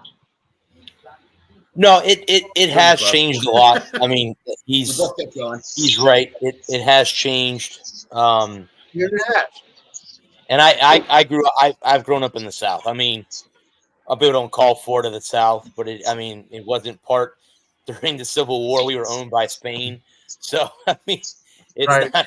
You It's were. not we were part of the Civil War by any means of the imagination, but Yeah, you were. What was the Southern state? What are seceded? They To an extent. I think it has changed. I think it's more easier for certain ethnic groups to be recruited here. Look, I can see And you, again, that's just like you said, if you're a kid sitting in, let's say you're in the middle of the country in Nebraska, or or you're in Indiana, and you're not going to get Michigan, you're not going to get Ohio State, and you go, okay, Iowa comes to you, or Tennessee comes to you, and you're going to go, okay, do I want to go play in the same kind of surroundings I'm in now, going to Iowa, or do I want to go to Tennessee where it's a little bit cooler? I'll be playing in the SEC and the Big Ten. I mean, either conference. I mean, I think the Big Ten and the SEC are the two best conferences, and they have been for a long time. And I guess it depends on, if I go to Iowa, do I have a chance to go win a national championship? Not likely. It's harder, obviously, because Michigan and Ohio State are the two. The cream always rises to the top. So Michigan and Ohio State are always going to be the cream, and that's the way it is. Mhm. And if you go to the SEC and you play at Tennessee, you might shock an Alabama, you might shock an Ole Miss, you might, shock Texas A&M going to College Station and beating them on the road. It just depends on that. But again, if that was my mindset, if you're 18 or even 17, 16, I would much rather go to a Southern school than if I'm from Nebraska or I'm from Oklahoma and I can't get one of the big schools and I'm in the middle of farmland. I don't know why I want to go to Iowa. Iowa's the same thing. Iowa, it's the same. So I want to get a but again, some kids aren't like that. Some kids want to be I think with their surroundings and they stay within that. They're more comfortable. Other kids will go, hey, I'm getting an offer from USC in California. I'm off to LA. See ya. I've never seen palm trees before. I'm off to. And I think kids want to experience something new. And I think a lot of it has to do with the fact that the transfer and the transfer portal makes things a lot easier too. Like if you can go to Tennessee for a year, check it out. Or you can go to Iowa for a year.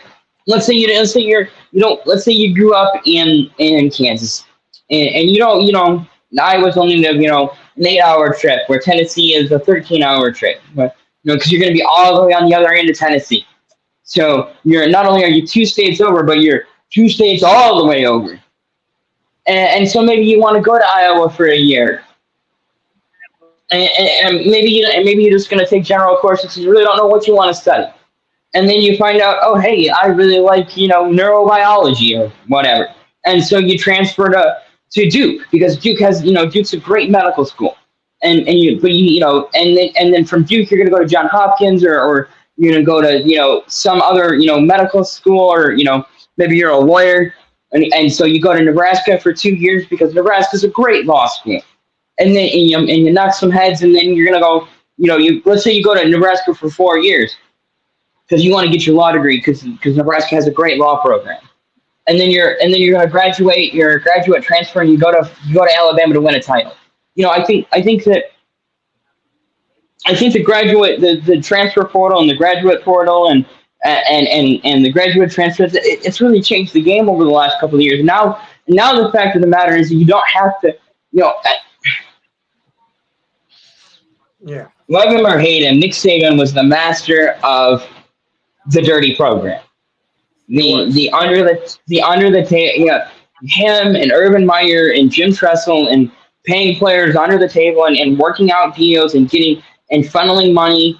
Pete Carroll at USC, smart rats scuttle the ship. When all that stuff was coming out about Reggie Bush and Matt Leinart and there was more fire than there was smoke, Pete Carroll said, "Screw you guys, I'm going to Seattle. Screw you guys, Seattle." And and so when you look at and that's all, folks. When you look at the fact that now it'll be interesting to see where Iowa can be in 5 years. But the fact that they can now back the Brinks truck up for a JJ McCarthy, for a Jalen Milroe, for DJ Tula Wanga or whatever his name is there, that's going to be at Florida State this year. And the fact that Kyle McCord, and I think the other thing is that Kyle McCord gets run out of a rail in Columbus because he lost to Michigan because he threw one bad pass. The last pass that he threw in Columbus was probably the worst pass he threw all year, and it gets picked off right on an incredible diving interception, because obviously the only way that he could have made that interception was if he had the sign beforehand.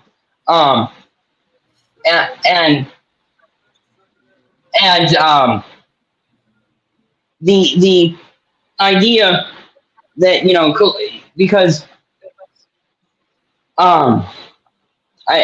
so it'll be interesting to see where Kyle McCord's now at Syracuse, and I think the talent pool is super thin and super wide, and I think that it's hard to be look at a guy like Drew Aller at Penn State, not a bad quarterback, but the 2 guys in front of him are that much better. And last year was JJ McCarthy and Kyle McCord. Isn't it a shame though? And now his season is over before he even get a chance to begin. Is Aller? Oh, okay. It's like, yeah, I didn't know Aller was hurt. Okay. Oh, McCarthy. Okay, yeah. Yeah. That's what I was saying about preseason. The only thing that matters at preseason is the injuries. But yeah, Escape. but mostly the injuries. I didn't watch the Eagles game tonight. I can't watch preseason football. Just get out. I don't care. The injuries in preseason. Yeah, basically. Like no other sport. Like no other sport. Yeah, Exhibit A, JJ McCarthy. I didn't watch the Eagles game. I'd rather not. Just stay off the injured report. Yeah, like last week, Jared Goff didn't even play for Detroit. I want to see so many. I want to see. Yeah, I want to see. But I love the stories of like the undrafted rookies. Instead of selling insurance in a month, they could be a backup tight end in New England or Philadelphia. I love watching the underdogs, but the injuries are just so deflating and it's so perilous. The Eagles, not to pull it, but just for an example, they didn't even. Jalen Hurts hasn't even played a snap. Good, just wrap him in bubble wrap and just get him to the regular season. Right, and even at the hotel room. JJ McCarthy, a rookie needs reps, but here we are with JJ McCarthy. Is it really worth it? It's too damn dangerous. Yeah, and MCL tear. I don't know. In practice. We're talking about practice. Practice. That sucks. Yeah. Over before it even started. Dude, yeah. Justin Jefferson's like, oh, we finally got a good quarterback again. Now he's injured. Now Justin Jefferson has who again? Who's the quarterback now? Sam Darnold. That's hilarious. That loser. You're throwing knuckleballs at Justin Jefferson's feet. And running from ghosts. Darnold. Ryan is Ghostbuster. Sammy D. Keystone Cops there in Minnesota. Yeah. But no, man, I do. I think, Didn't Jefferson, you know. What's that? Oh, yeah, Jefferson just signed that huge extension. Signed that big deal to stay in Minnesota? Yeah, he did. He can play anywhere, man. Dude, yeah, they're in a team in the league that wouldn't want him. Song and dance. Yeah. Hey, I mean, it's like the Who said, meet the new boss. Meet the new boss, same as the old boss. Yeah, won't get fooled again. Well, you got fooled again. You won't get fooled again. But, you know, and it's like, It's a great thing, but go for it, Adam. Sorry. Oh, no, you're good. I don't know what I was going to say. So, yeah, like you said, loyal.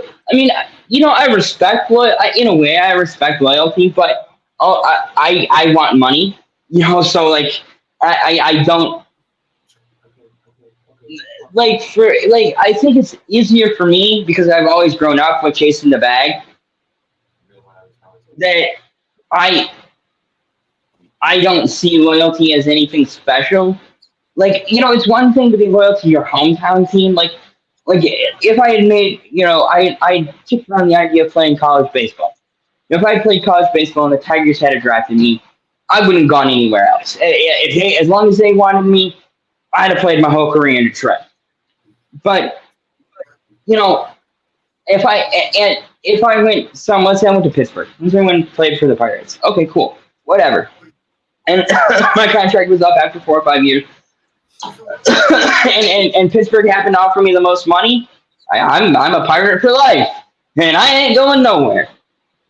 But if Miami or Arizona had been like, hey, 10 years, $347 bajillion and a first class ticket to the moon. And we'll give you 2 tickets to the moon. Yeah. You know, I'm like, I have no brand loyalty. I have no identity. Like for me, like I don't understand people that get all bent out of shape when a guy leaves for another team. It's like, dude,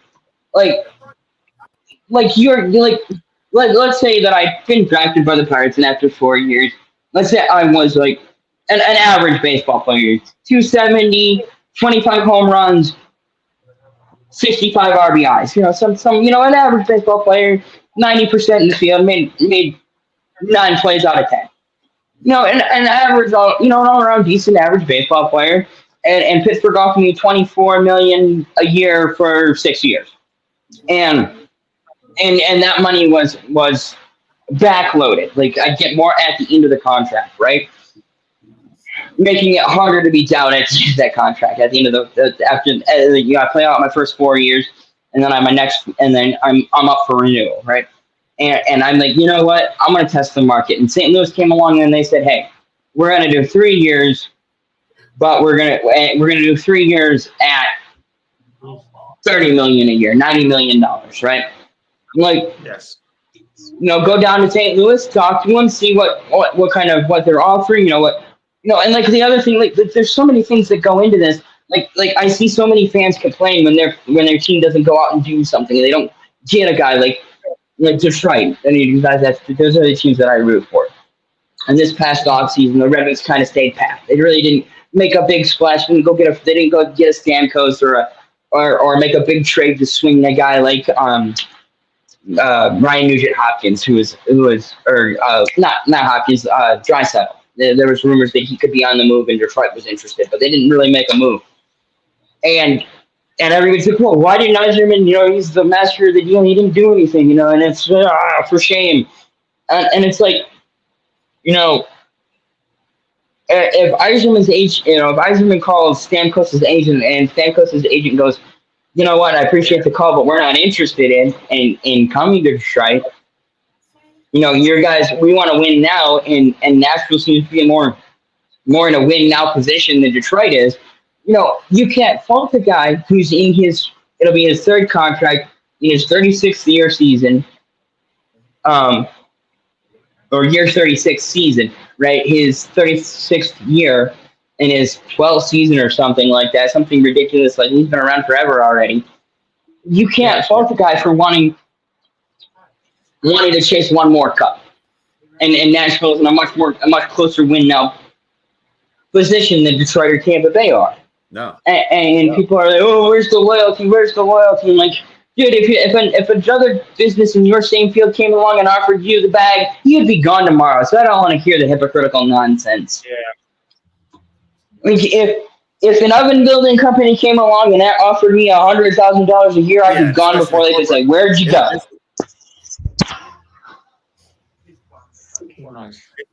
In this world, there's no loyalty. The company that if you pass away or get an accident, they're posting thoughts and prayers. They're posting your job on Indeed overnight. They're filling your seat tomorrow morning without blinking. Yeah, you're right. There's not loyalty is very overrated. I just thought anywhere the fact that he stayed in Minnesota was pretty unique because it's like it's not a major market. I think he'd want to go to like LA. Justin Jefferson could be like the best. He's like a taller Tyreek Hill. He could write his own blank check and play any city in the world. So I thought that was kind of cool. Loyalty in sports.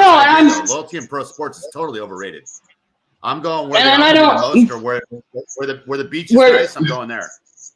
I'm not going. Well, I'm not playing for the Minnesota Twins if I'm a baseball player. If I don't have to. And there's something to be said about the situation, right? Like he's been there for 4 years already, right? He's established up there. He's got, I think he's got a couple of kids. I'm pretty sure he's married.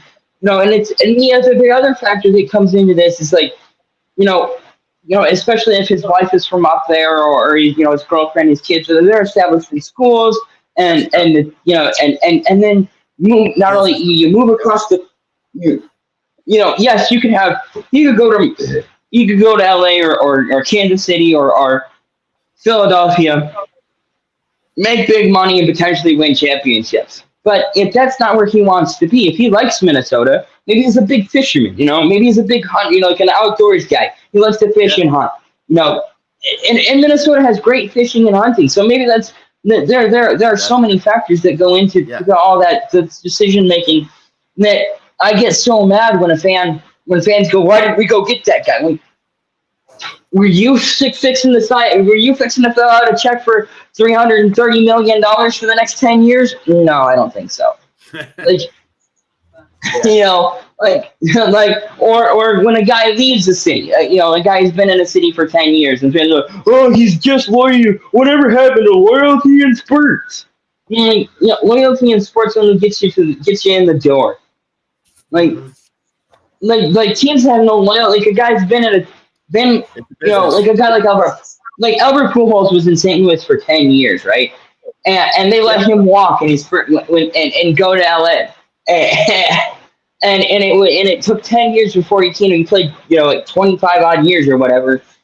And like the guys that stayed one place for so long, guys like Chipper Jones in Atlanta or Joe Sakic and Steve Yzerman and Nick Lidstrom Pavel Datsyuk and Hank Zetterberg, those guys are unique because the fact of the matter is guys didn't want to be stuck in one city for their whole career. Like, because in the 50s and 60s, guys were stuck in one city for their whole career. They didn't get to go to, they didn't have the option to go somewhere else. And that's what, and then the players' advocacy groups, the NFLPA, the NHLPA, the NBAPA, these players' advocacy organizations, these union reps, they were brought in to break up the monopoly, and get players benefits. They get players better pay. You and you have billionaires complaining that millionaires are too rich.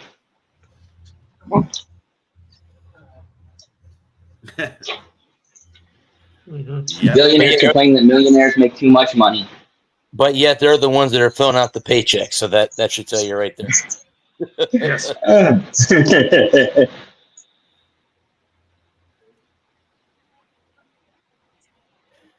All right, guys. Well, we will call it a show. Before we get off, if you want to talk about your show, brother, go right ahead. Certainly. The Enhanced Sports Show rolls right on through. Saturday, 4 to 6 p.m. Eastern Time. Number to call is 512-543-4662. I'll repeat again, 512-543-4662. We're going to wrap up the Olympics, the last events, and the closing ceremony. Little League Baseball, because the World Series is now underway. The Little World Series, always enjoy to watch. We'll continue on with NFL preseason. We'll have our first college football predictions of the year since week 0 starts next week. 0, how it's so we got some interesting NHL and MLB, NBA news. Also, of course, MLB. And will the White Sox continue to live their infamous season of being the worst team in the modern era? Probably yes. Sorry. UFC and WWE, and I'll even include an LA Smog report. No, I'm kidding. Would you believe San Francisco? No. Okay. Oh boy. What's your usual thoughts and comments? More of my bad jokes. The ridiculous side of the week. Hello, dog. Keep them coming. Sports trivia, this week in sports history, and the feel good story of the week. So, if you got time between 4 and 6 p.m. on Saturday, 3 to 5, where Adam is, 11 o'clock in Bora Bora, or wherever that is, call 512-543-4662. Don't forget to check us out on YouTube. Go to YouTube and type in The Enhanced Sports Show. Otherwise, you don't get squat. And a special programming note that on the, of course, normally you know your series, but on let's say the last week of the month, I'll have to switch over to Sunday for personal reasons. So it's going to be Sunday, September 1st, same time, 4 to 6, instead of Saturday because I got a previous engagement with the family. So we're going to do that on, I know it's Labor Day, but still, and nothing much is going on, just maybe like one college game at night. And, oh yeah, US Open tennis. I forgot. But we're going to. You didn't tell me you were getting engaged. I wish. Oh, and just a point of order, I'm on East Coast, buddy. Yeah. I'm on East Coast, bud. Right. So remember that September 1st, 4 to 6 p.m. Eastern Time. That's right. Everything else stays the same. Yeah, the only one that was on Central Time was Gerald, but I think he's moving. But again, I'm not going to say anything because that's on him. That's his personal stuff. I'm not going to say anything. He could come on and tell us that. I'm as far west as you can be without being on Central Time. I'm about 30 minutes from the dayline. If I was 30 minutes that way, I would be on Central Time. But I am not. Right. It's literally like, so you drive 30 minutes from my house when you get to Chattanooga. You drive another 3 minutes past Chattanooga, and you're on Central Time. You drive 3 minutes back the other way. You're on East Coast time. 3 minutes. You lose an hour, you gain an hour. You lose an hour, you gain an hour. Now, if you split your body in two, what would that? No, never mind. You do the right kind of drugs, you lose all the hours. Yeah. Don't do drugs, And Steve. I'll be honest with you, going from the Eastern time zone to Pacific time zone, let me tell you how weird that is. That is just I've beyond done weird. it Like, 3 times. oh, Yeah, it is. I've lived on Central Time, and that takes a couple days to get used to. But once you get used to it, then it's just another thing. The only thing is that you got to remember that you're an hour behind. So everything that starts back at seven is actually starting at 6. Yes, I've missed the starts of hockey games. I've been an hour late to a hockey game. Like, not like actually late, but listening late. I tuned in an hour late because I forgot it was on Central Time. I'm like, hey, we're Yeah. 10 minutes into this. We're 10 minutes into the second period. This game should start 5 minutes ago. Oh. Coming back from LA and Vegas to New Jersey, you are exhausted. I was, Lou, when I came back from Vegas to Tampa. So yeah, I can tell you that it's like, 3 hours gained. I was brain 3 dead. hours gained. Yep. I was All right, brain dead when I gentlemen. got home. I will again. I want to thank the 3 guys. They make this day so fun. We'll be back, guys, next week. Talking college football. I guess week 0 starts. Hell yeah. Why not? We'll see predictions. Hell yeah. And I'll be calling my first high school game tomorrow night. This is season 2, so this will be cool. Wow. Oh. So I'll be. I won't be as nervous as I was last year at this time. I will say that. Congratulations. Look, Congratulations. Yeah, so I have that. And again, the USF season starts in a couple weeks, so I'll be at Raymond James, going to games and stuff like that. That'll be cool. The Rays, I'm still getting credentials to the Rays, so I've got 1, 2, 3, I think there's 4 home series left. So if I get credentials to all of those games, that'll be cool. Yeah. So anyway, I want to thank our sponsors, thank our networks, thank the men and women of our armed services, our first responders. Thank you guys for doing what you do. Again, like I said, we'll be back, guys, next week at 8 p.m. Thank you for everyone that tuned in. Until next week, I am the Sports Center Bradley Walker. This has been the Walker Report. Peace. All right, folks. Cut free, send it.